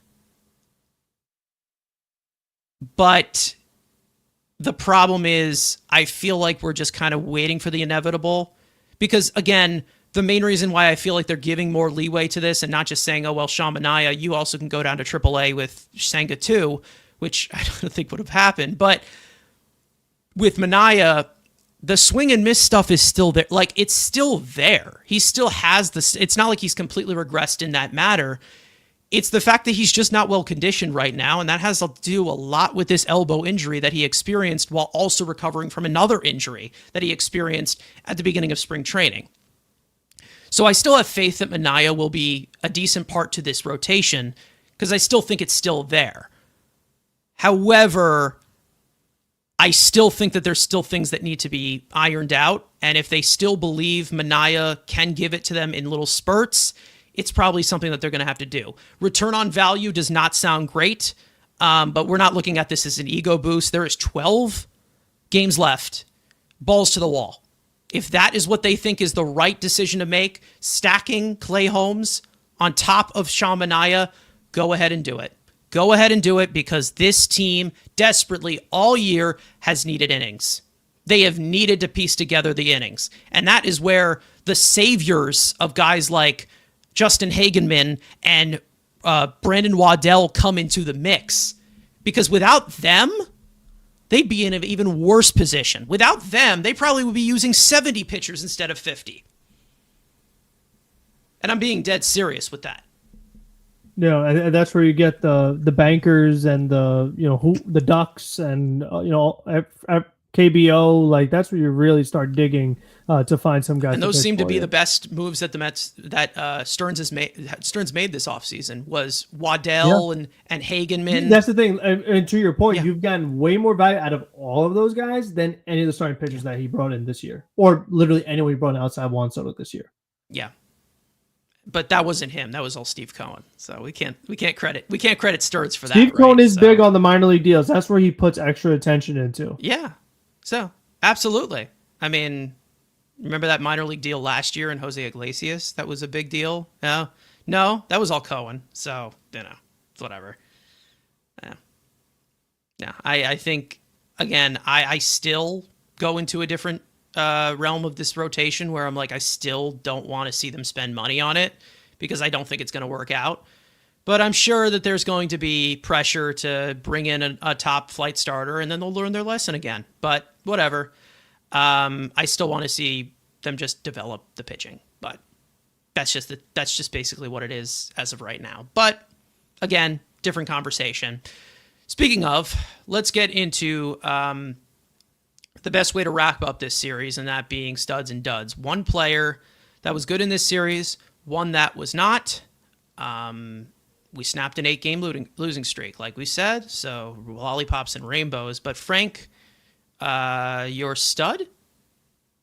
Yeah, I mean, I'm going to give it to Brandon Sproat. I just felt like, he was lined up for his first career win, and he doesn't get it because of literally everyone not named Brandon Sproat. The bullpen, the hitters, like they was just set up for him. Like, he really had to, fight to get through it. He had allowed some hits, some weak contact, like guys getting, jammed and little bloops falling, like low exit velo hits. And he was still getting up all those jams, giving up 0 runs, 6 innings. Like, he's a rookie. He gave them a lot, and like to not be rewarded with the actual W in the win column, not for the team, but for his individual self, it just stinks, man. Like I feel for the kid. Like he really just kind of put it all out there and gets nothing in return for the rest of the team. One closing note that I do want to have with Brandon Sproat, he was pulled after 70 pitches in that second game, and people were questioning as to why. Carlos Mendoza said he saw a little bit of a tick down in velocity on those last. He was getting a little bit hard. Yeah. Maybe. Yeah. We can touch on that later. But maybe it seemed like the velocity was going down. Which again, I'm not going to sit here and say that I wasn't frustrated with the initial reaction that they were taking him out, because it's like, okay, this is go time. Like they need to continue this. However, if we go into a situation where with Brandon Sproat, you see the velocity go down, he's not a fastball heavy pitcher anymore. He's a little bit different. He's a sinker baller. And we've said the same thing. I said the same thing last episode about Sean Manaea with his elbow, talking about his lack of usage with his sinker, not to mention not as much cutter, not as much with a changeup or whatever. But it is a known fact, and I'm not saying like it's completely known because we've seen plenty of different injuries. It's a known fact that the sinker can be a big wear down on your elbow. It is one of the hardest pitches that you can maintain because it has a ridiculous amount of movement, and it gives you into even a more unconventional type of motion from pitching, which is the main reason as to why there's a lot of pitches that need to work for you to tunnel that.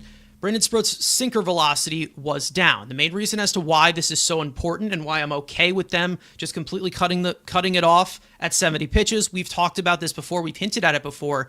Brandon Sproat has never had Tommy John surgery before. So I'm just saying, it's like, if they see something that's a little bit concerning, just pull the plug there. Again, I understand through 6 innings and they're in such a shitty situation. But again, I'm going to say it again. Thank Kodai Senga for this situation. Thank Sean Manaea for not being able to go in deep into games as to why these guys have to carry so much weight onto it. But if you're seeing 93, 94 from a guy in Sproat where it can go to high 90s, that's a little bit of an issue. That's a concern that I'm willing to pull the plug on. And I get it. I get not wanting to do it because you want to win here. But again, a bigger priority here is the development of these young guys, and you're going to hurt something if you have him hurting himself. Let's just say that. That's what I can say. Like Nolan McLean in his start, more of a sinker baller as well, more kitchen sink. He was hitting 97 in that 6th inning. Could have went another inning too. And they talked about on the broadcast, but they're like, sometime down the road, I mean, he was at like 92 pitches. I mean, with how he was pitches, rolling, like back in the day, back in my day, you go another. But nowadays, unfortunately, you got to have the reins on it. That's the problem. Like, and that's just basically just how pitchers are. It's just so different now. It's not the rubber arm that everyone expects anymore. That's the main reason as to why I don't put emphasis on spending on pitching, because you're not going to get anything in return of an investment. Usually you get that in the top 1% from a guy like maybe Garrett Cole, who's very available and worth that contract. He's not but even available. he's been hurt for the year. Yeah, like that's he's the not thing. Available. Like you can never have a guarantee where people are like, oh well, build a rotation with free agency and it's going to be a complete guarantee. No, it will not. Crochet's been the only one from this offseason that really has turned out great. And even he had some question marks too. That was a big trade and big extension. So you had to give up young capital and money. So you had to give it up. You had to give it all. And he was a risk 2 inning limit last year. Former reliever, White Sox. Like, there was question marks a little bit, but the stuff is undeniable, and the results have paid off very well for Boston. Yeah, and he's one of the main reasons. And now that we want to trade young prospects, it's like, listen, I would have traded like whatever we gave up for Rogers plus Helsley or whoever else. I would just given up all of that plus some more to get Crochet instead. That because wouldn't even get your foot in the time to an door. I'll tell extension, you right now. instead of all these rentals that are getting nothing out of them now, you're definitely not getting anything later. Those 9 prospects you gave up, if you combine all of them, that wouldn't even get your foot in the door for a guy like Yeah. Crochet. I can No, tell I you know, but I'm right just now. saying that like if I'm gonna be giving up top 10 guys, at least let me get up for someone who's like good and couldn't help me long term. Because what Yeah, we have now is just, I mean, we yeah. like I said, we got fleeced. I mean, just If totally if we look robbed. at if we look at it going forward with Crochet, that contract is going to look like an absolute steal maybe in next year. Like that's how incredible he has been. I know that a lot of Mets fans were complaining about the fact that they didn't get him, but again, we've talked about this before. They weren't going to match what the Red Sox were offering. It wasn't going to happen. Like it's just more of just the fact of, yes, we do have a lot of good top 100 prospects, but going into the season at the current moment, guys like Chet Williams, Jesus Baez, like all of those guys that were at the top of our list, they all were hurt last year. Like their value was so And down. they've had injuries this year too. Yeah, So they've I had mean, injuries this year yeah. too. It's like their value was so down that it was like there's nothing they could do. Like there was nothing that they could do to match what the Red Sox had at current value, which made sense because the Red Sox still, even with giving up those pieces, still have a good farm system. Like that's the thing about them. It's just, people are viewing Mets prospects as so good or as these top guys or whatever, but injuries happen and that screws up guys, that screws up value. It does. It will continue to do that because again, availability is one of these other things, and we've talked about it before. Availability is also a thing with pitchers too, and that's the main reason as to why we pull back on the reins there. But Huskar Brazaban is someone I want to mention, obviously, for picking up the kid and giving us 3 innings. That is one. Noel McLean, you can put him in there in that discussion. Looking back, I think Ryan Stanek actually deserves some courtesy because he had 2 good outings, I would say, in this series, and one was more impactful than the other. But he bared down and did it. Like that was it. He was able to do it. Let's see. Dud category. Plenty. Frank? Yeah, I mean, since I talked about Sproat getting the win, I'll talk about one of the guys who helped him not get the win, and that's Tyler Rogers. Because as we Okay. just finished talking about, you gave up a good amount to get him, and it's just like these are the games you got him for, like to hold on to the lead, get the job done. And like you said, I mean, with the death by paper cuts, he could have the game in the third series, the third game where he was great, 1, 2, 3 inning, but then he'll have another game where he gives up a hit and maybe a walk or whatever, and he gives up a run. So he just hasn't been reliable. You don't know what version of Tyler Rogers you're getting. I mean, he's someone that like it's literally almost a game of inches with him. It's something where if the Yeah. ball is hit to the second baseman, great, they're out. If the ball is hit slightly to the right or left of the second baseman, those are base hits and a run's going to score. He's just someone Yeah. that you don't know what's going to happen. There's going to be a ground ball. Are you going to catch it? Hopefully it's hit to you. If not, oh well. Like it's literally hit them where they ain't, or that's all that happens with him. So he's just a little too risky for me. Ricardo brings another one. Reed Garrett, that's definitely Yeah. a good candidate. Brooks Raley to an extent too. I mean, just basically any of these relievers that made even the Mets win the game yesterday, but it's like McLean didn't get the win either. He pitched phenomenal. He does not. He's also not rewarded with the win because of the bullpen and the offense. Yeah. As well. But, it's again rewarding wins. They deserved it. They obviously deserved it. But no, I'm noticing that Tyler Rogers, he can't pitch to Alvarez. He might be the problem. I don't know. I think he's barely had Sanger behind the plate actually, but no, I'm just screwing with it. But no, I mean it's death by contact. Obviously, I don't trust this team when the ball is put in play, and that's the main reason as to why I don't trust a situation like David Peterson right now of pitching to contact, or all these other guys that need to pitch to contact, because it doesn't seem like this defensive structure actually does have structure, and it seems like a lot of guys out of position, like we have said. But Garrett's a good one. I'm going to mention Brett Beatty for yet another non-sliding, stupid base running again. But you know what? I've pwned on Beatty, enough. But like I said, inconsistent. I don't know what the hell I'm going to get with him. The Mets can do a lot better than him, but I'm sure I am definitely sure that he's going to turn into the man who can't be moved, like Jeff McNeil in the future, where he's good enough to stay around and he provides something for you, but you're not going anywhere with it. So whatever. But actually, to give a dud to this one completely, Gregory Soto, I still got to put him out here. I have no confidence in this guy whatsoever. I've had the concerns about the uncompetitive pitches with him and spiking breaking pitches constantly. He's always had the walk problem. He's always been wild. But he can't execute against lefties, even though we brought him in to do that.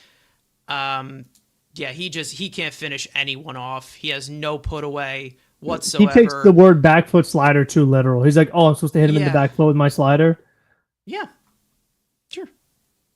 Yeah, sure. He takes that as like a challenge. He's like, oh, like that's the one pitch I almost does correct, but not really. Yeah, he's just he's as a Met so far, he's just I don't think he's really I think lefties have hit him more as a Met, which is ironic, isn't it? It's just unreal. Anyways, speaking of relievers, I do want to talk about the Mets bullpen because we obviously have some pieces in this bullpen that we do not trust whatsoever. And there's been plenty of guys that have moved in and out all year. And there has been one guy who is internal that seems to be the top option to help this team. Not to mention, even if we're talking about them relying on these young guys to come through for them, we're seeing Dom Hamill get the call twice already before this guy, which I don't really understand at all as to why.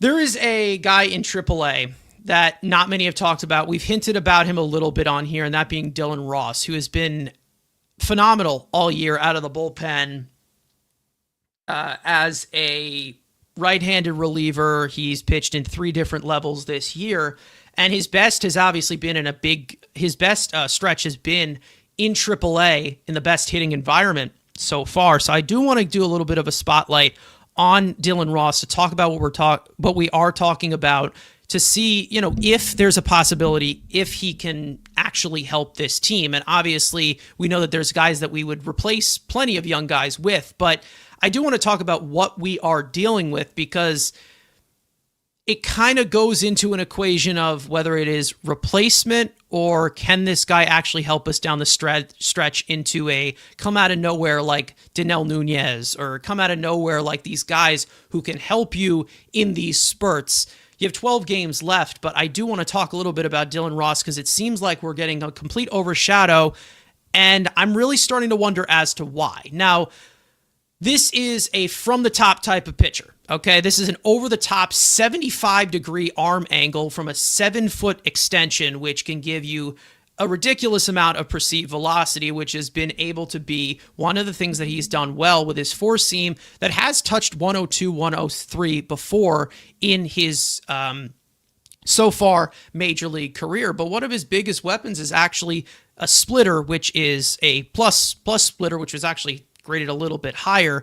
Not really, the similar limited spin, not really in the same sense of a guy like Kodai Senga, because it's a different arm angle and a different type of get up here. But he has a lot of plus pitches, and his lowest grade is actually a fastball, which like we've said, we've seen the high profile velocity, and we've seen things like Ryan Stanek and Ryan Helsley struggle with the high 100s or the high 90s, as to where you don't have that type of shape, and also from that same over-the-top type of arm angle that Ryan Helsley has.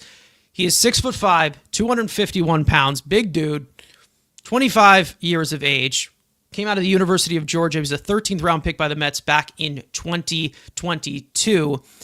And we're seeing from some certain percentiles in the minor leagues from AAA, good contact manager, gets a decent amount of swings and misses. There's a little bit of a lack of chase, and that's probably the main reason as to why they're kind of overlooking it. But he also has been able to really do well with the contact managing. He does have a cutter and a curve. It's more a little bit of a slow curve, kind of. But he does have a splitter that can reach, the mid-90s if he's throwing hard. This year, in total, from high A, double A, triple A, 2.25 earned run average. But in Syracuse, a 1.80 earned run average this season. Again, could this be someone who helps you down the road? We've talked about Ryan Lambert as well, who's also in Double A right now, who also has been characterized to have one of the best fastballs as well. Again, this is not a perfect arm because there's, a little bit of a lack of spin, maybe a little bit of empty velocity from him, but the stuff does translate if he is right, and he has been right for a long time, especially this year where it seems to be just a full-on breakout. And I feel like it's probably something you can roll the dice on compared to someone like Ryan Helsley who has struggled as much, or Ryan Stanek who has struggled as much. Do I think that it is something that maybe is a little too late to direct to? Maybe. It's possible that it is, but it also is somebody that you could possibly look out for down the line of maybe an internal piece that can help this bullpen. Maybe it is somebody who could help you. However, we don't know. There's a walk issue. We've seen a decent amount of walks from him, but I don't know how that does translate at the major league level. But we've talked about him for a while. He's become higher and higher on the radar for quite a bit. And if your stuff translates well into AAA, which is a high-hitting environment, I think it's worth a shot. So, Frank, we've talked a little bit about Dylan Ross before. He was showcased in the prospect breakout game in spring training. He was one of the guys who stood out as some high-profile velocity. But there's also a kitchen sink here as to where if the fastball's not working, he can go to the extra stuff as well, the secondary stuff, which doesn't seem like a option for guys like Stanek or Helsley. So there's intrigue here. I don't know if they're going to showcase it, but I don't know. I think that this is something they should at least consider if you're getting a super pen that's not so super, like we have said. It definitely is something that could be under consideration. However, the walk issue is like my main issue too.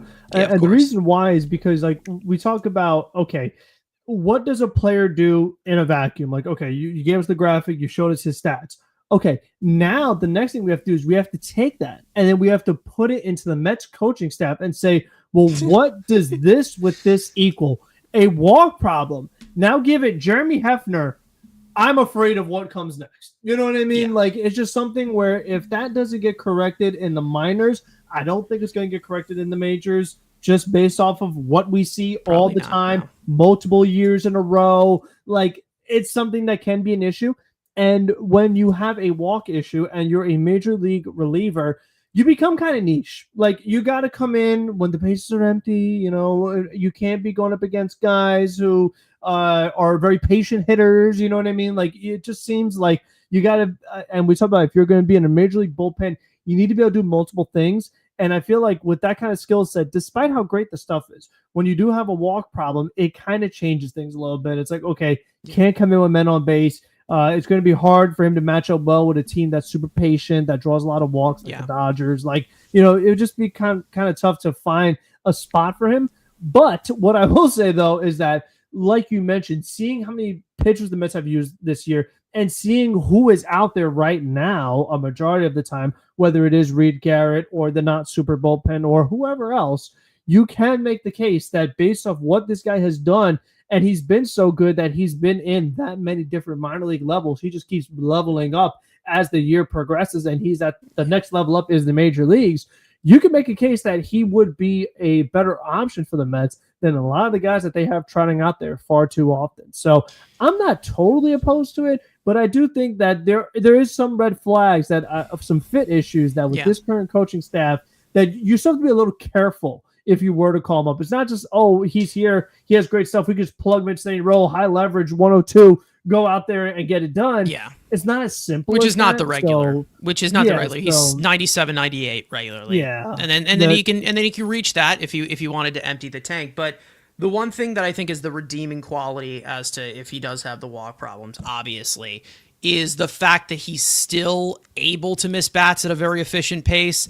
He has given up one home run in AAA. Only, I'm surprised considering the walk problem, only one hit by pitch, which with Jeremy Hefner, that would change 100%. But still, like at least he has that going. With 2 strikes. Oh yeah, definitely with 2 strikes, especially against the bottom of the order. With men on and like Acuna on deck or something. Plunk like, the guy between the numbers. Yep, that's the best time to do it. Yeah. Listen, I think there's redeeming qualities. Obviously, if you have good swing and miss stuff, the walks become something that you can work over. And then there's also this thought of the contact management. Like we've said, if it is throwing strikes or being able to expand the zone, but also the fact that he's really, really good with his secondary stuff of inducing ground balls as well. So again, there's a lot of redeeming factors as to where he can work around the control. Would it help bringing him into these tight spots of 12 games remaining? Probably not. But it also shows that the Mets do not just have starters that are on the way, but they also have some relief options as well who could be looked at as possible pieces. Not everybody is going to be explosive like Noah McLean and have the poise that he has, but not only Dylan Ross, but there's also Ryan Lambert, who was a 8th round pick last year for the Mets as well. Who they also brought up, who's also really been good in Double-A this year. And, he has also had a really, really good season. So, again, the best pitching comes from within, like we've said, and giving that type of leeway. I don't know. I think it is something to look out for. And you're talking about 2 different levels that Ryan Lambert has pitched through. And, there's a decent amount of competition, not compared to the environment and hitting environment that guys like Dylan Ross are pitching in, but all season through multiple levels here, most of it has been in Double-A. He has a 1.62 earned run average. Like, he has been very dominant and probably is seen as a higher ceiling or a higher high leverage ceiling than a guy like Dylan Ross, who has a little bit more of the kitchen sink and does have a lot going for him. So again, there are options that you want to see showcase and could possibly be these pieces. There's also a third guy who we know was taken from us for a third Tommy John and Bryce Montes de Oca, who we know has a ridiculous explosive arm.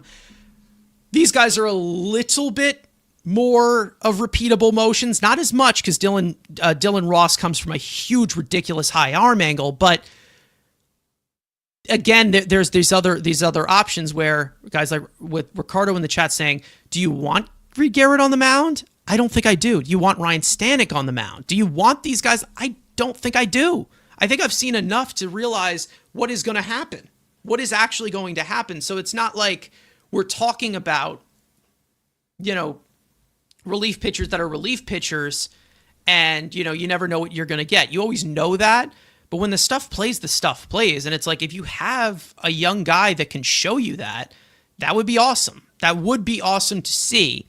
And maybe they are future pieces, but I think I think that Dylan Ross should have got the call by now. I really do. I really do think that is a factor. And again, walks are walks because relievers couldn't be starters. Like, we all know that. The stuff's got to be there. And again, there's multiple weapons that he can deal with as well. And it seems like he does command the zone. Like, the control can be an issue, but the command is actually really good. I do think it is, because from what I'm seeing from movement of, nasty pitches or explosive pitches, from what I'm seeing from the movement, it seems like it's pretty close together. And it seems like even though it is a high release point that he throws from that can be a little bit erratic, release points are very good. Like it seems like it's more advanced and more refined that way. So I do believe that he could be someone in consideration. Maybe, maybe not, but yeah, I think that that's something that they should consider, especially when you are resorting to calling up Dominic Hamill, who's been god awful for the last 2 seasons in AAA and just completely flopped, like just completely. And I can pull up Dom Hamill because I now have some access to some advanced stuff. Yikes. Yikes. Let's just say that. That's all I will say. Let's just say not just the stuffers regressed, but the velocity has gone down too. This was somebody who was hitting 97, consistently going from 95 to 96, and now he's averaging 92 to 93. So again, a lot has happened with a guy like Dominic Hamill. But I'm really surprised that he's been passed over as much as he has been. But we'll see. Maybe I'm wrong. Maybe I'm not. But I don't know. I have no clue. Especially when you are already way past the deadline for control years. Like, go ahead and do it. I think it is. There's no like cost in doing it, because we all know that there's going to be one of these 12 games where the Mets are going to score 13 runs just by random. If you need a low leverage, to try him out and see what he's got, I think that's fair. Instead of just rotating in and out of these long relief guys, especially with the factor of Manaea and Holmes being stacked on top of each other as well. I feel like there's a good position to do that here. And it doesn't include Dom Hamill, because I have a strong feeling that I know what I'm going to get from Dom Hamill without even seeing him pitch in the major leagues. That's how confident I am that Dom Hamill is not going to be successful here. Maybe he's successful somewhere else, because that's happened a lot. But I just like, let's see if the stuff can play here, because it has to be a little bit more consistent in the decision making, where they're talking about Ryan Stanek, who struggled all year, where they're like, oh, the stuff plays. Well, maybe the stuff can play for a guy like Dylan Ross. Even though this is veteran versus rookie, you're already banking on these rookies to save you in the rotation. Bring up one of these young guys for a bullpen that you seem to be needing to cut losses on right now, building a super pen that's not so super. That's basically where it is. It's like, it's not going to patch everything up. He's not going to save the day, but see what you got here. Why not? Why not see what you got here? Because they're already taking the risk so many times with all of these young guys. And let's not forget the amount of, the position players too. They're giving a lot of leeway to the position players who they have seemed to want to just keep past this trade deadline where there's just a logjam. So I don't know. I feel like it's a little inconsistent in that way. And I don't understand what the weight is with Dylan Ross. Anyways. Agreed. Yeah. Anyways, let's get into this upcoming series that we have starting tomorrow against the San Diego Padres, who are in that second wild card spot, who the Mets will likely not play. No, it would end up being the Dodgers, actually, believe it or not, who they would line up to if the season ended today. But as for this San Diego series, they got swept last time they were there. And that was in San Diego, so they are coming over to Citi Field. Jose Iglesias will make his return to his main stage, where he debuted his pop single. I don't know, hopefully the presence of him being there, maybe that'll motivate this team, because it seems like the only thing that has been able to do so. Either way, let's get into the starting pitchers for this series, for what is lined up. I'm not sure if this is completely official, but this is what is lined up so far. So as for game one, Clay Holmes, like we said, will start the series opener, possibly having Manaea being featured and stacked on top of him there. And he'll face the injury-riddled right-hander this year, Michael King, who is a pending free agent. First pitch is tomorrow at 7:10 p.m. Eastern Time on SNY. Game 2, David Peterson will look to regain some consistency since that all-star selection. He'll face the late-blooming veteran right-hander, Nick Pivetta. First pitch is Wednesday night at 7:10 p.m. Eastern Time on SNY. And Game 3, Jonah Tong will start the series finale coming off of that nightmare outing earlier this week. First pitch is Thursday afternoon at 1:10 p.m. Eastern Time on SNY. So he will be, and he also will be facing Dylan Cease, who has had a very odd season, let's just say. Anyways, we are going to be probably getting their three best pitchers in name, I guess. I don't know. No, but they don't got Yu Darvish starting this series. He just pitched yesterday. No Yu Darvish, so, but I mean, he's really the best one when it comes to facing the Mets. Yeah, he's really good. So Nick Pivetta has been their best pitcher this season. Michael King has been good but injured, and then like we said, Dylan Cease, odd year for him as a Boris client going onto the market. So look out for that. Anyways, this is a Padres team that is been really good. They started off slow, but they have been very, very good. We all know Manny Machado. He's getting older, but he's still a really, really good player. Fernando Tatis Jr. has kind of turned it on recently as well. I know that they acquired a man named Ramon Laureano, who has been really good for them as well. Yep. He's been looked at as one of the best deadline acquisitions so far, behind the great Harrison Bader. Yes, and also a Orioles outfielder that the Mets didn't trade for. Instead, they got Cedric Mullins, the other Orioles outfielder. I don't know. I still think that there's a lot more left. Jake Cronenworth having a little bit of a down season, but he started to pick it up recently. Luis Arraez, not as high of batting average that we have expected, and he's regressed. Shocking. And then they have Ryan O'Hearn, who hasn't really been that good for them recently. And then Jose Iglesias, we'll get to see him. He hasn't been fantastic, but the presence is known. And I'm sure it will be known, and I'm sure he'll get plenty of, standing ovations. And I'm sure they'll play some Oh My God for him and in his thing. And because, all that matters is this team is a family and not winning championships. So, Frank, obviously, this is a good Padres team. This is a team that got the best of them in San Diego. So, win. You have no choice. Win. That's it. that's all I got to say. Win. Yeah, I think an offense that's struggling facing the San Diego Padres is not exactly what you want. I mean, considering the bullpen that they have, Mason Miller, Suarez, and plenty of others that we've seen, Jason Adam, I mean, Adrian Moran, like they got a lot of Estrada, like they have a ton of really nice bullpen arms to go with that strong starting rotation of the Pavettas and Michael Kings of the world and Dylan Cease to a lesser extent. So that's a tough recipe for, like I said, an offense that is struggling. And just overall, as we know, like the Padres could score plenty of runs too. So, I mean, they're just a flat out good baseball team. They are have a lot of talent, a lot of different areas. Xander Bogaerts currently on the injury list. That's why you could see Jose Iglesias potentially make some starts for sure.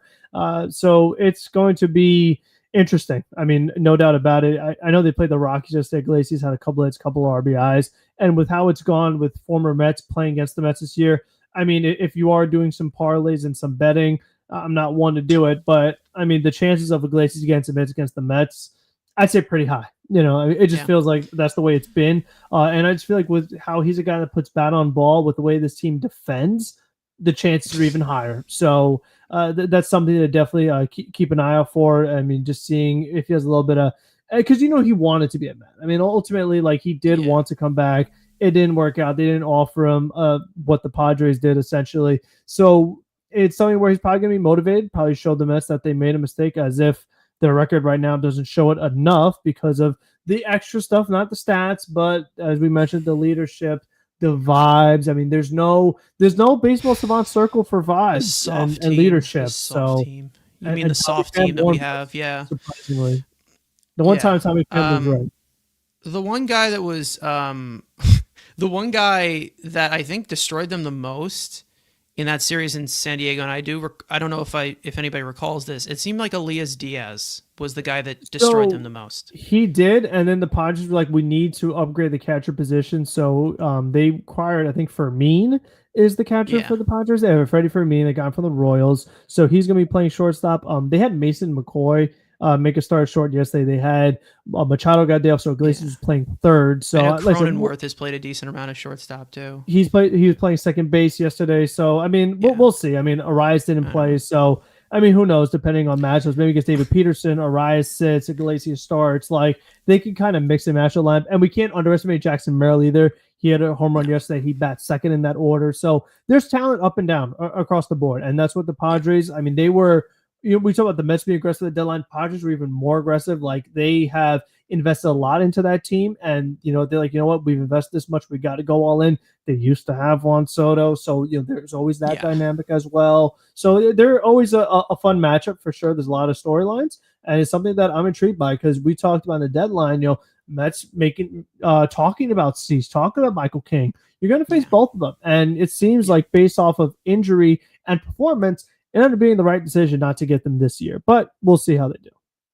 Yeah, and then there's Nick Pivetta, who I was begging for. Which was another one that definitely could have helped this ball club a whole lot. I mean, there was the factor of the two qualifying offers against him, which it was just it was such an odd situation, but the Padres went for it, and it's paid off dividends.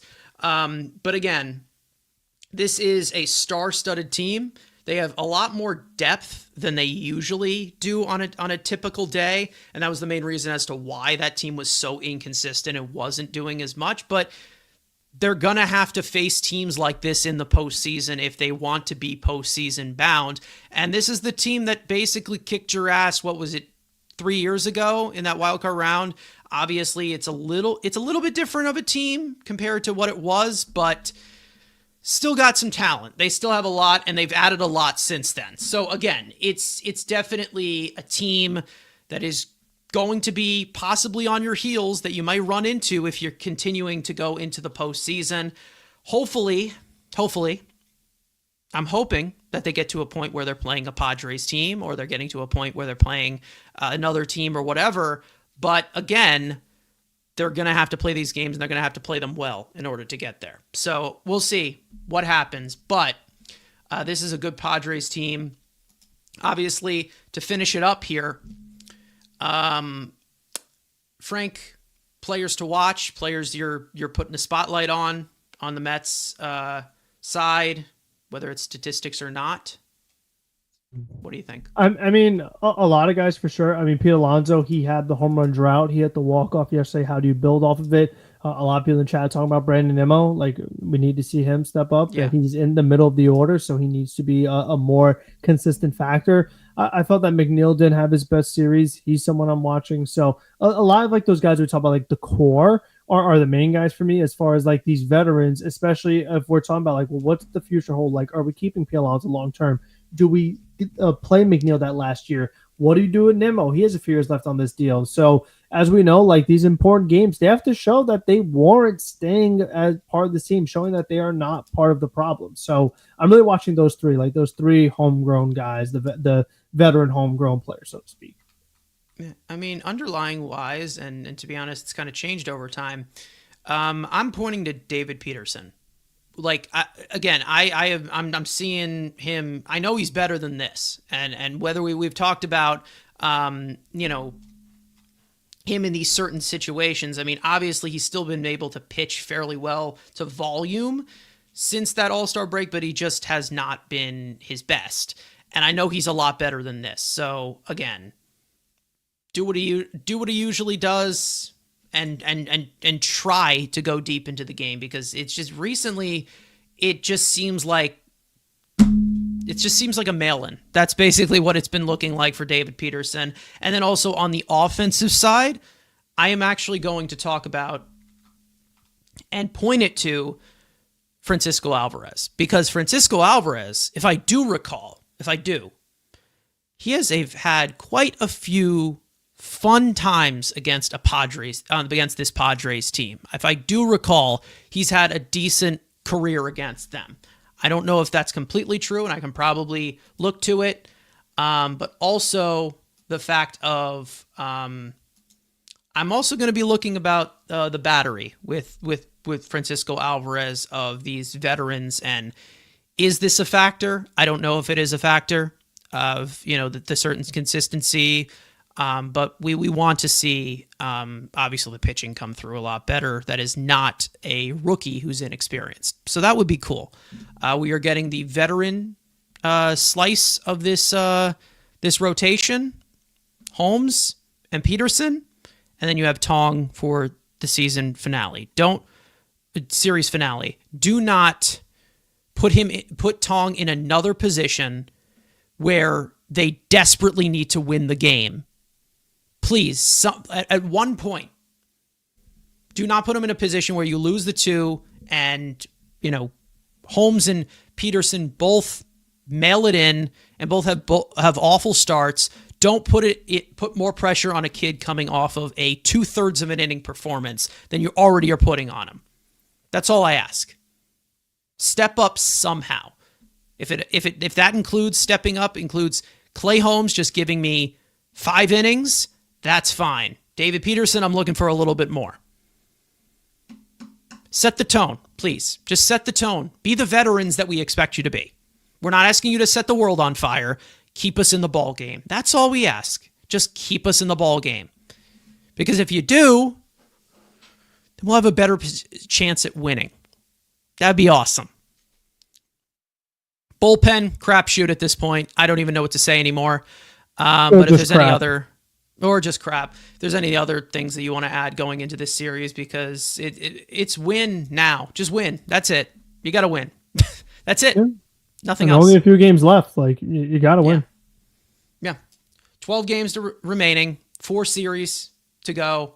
Obviously, this is the first of those 4. You got San Diego. You've got the Nationals coming to town. Then you go to Wrigley to play another playoff team. And then you end it off with the team that everybody wants to play in September, the Miami Marlins. So, again, nothing's going to be handed to you. And there better not be a mentality as to that, which I'm sure there will be. But anyways, let's find a way to build off of a walk-off win. Wouldn't that be nice? They haven't done it for 150 games, so do it for 12. That would be awesome. Anyways, let's finish it off here, obviously, so everybody watching can go and see some Monday Night Football. My team is on as 10, so that'll be a little bit of a preview. But either way, thank you guys so much for watching. We hope you guys enjoyed the conversation. For those of you watching or listening on playback, make sure to hit the subscribe button. You want to join the conversation in the future. Turn on those post notifications to know when we go live. Make sure to follow Mets Weekly on X and on TikTok, which mainly features Frank's post games, which we have only 12 left for. 12 left. It's been a long season. Only 12. Follow all of us individually, including Andrew, who's not here today. And finally, let's go Mets. There's no more excuses. Win. That's it. And if you don't win, there's going to be consequences. Big consequences. Yeah. We will see you guys next time. And hopefully, we said last time, hopefully there's better baseball that is played that we can talk about. We'll see you guys.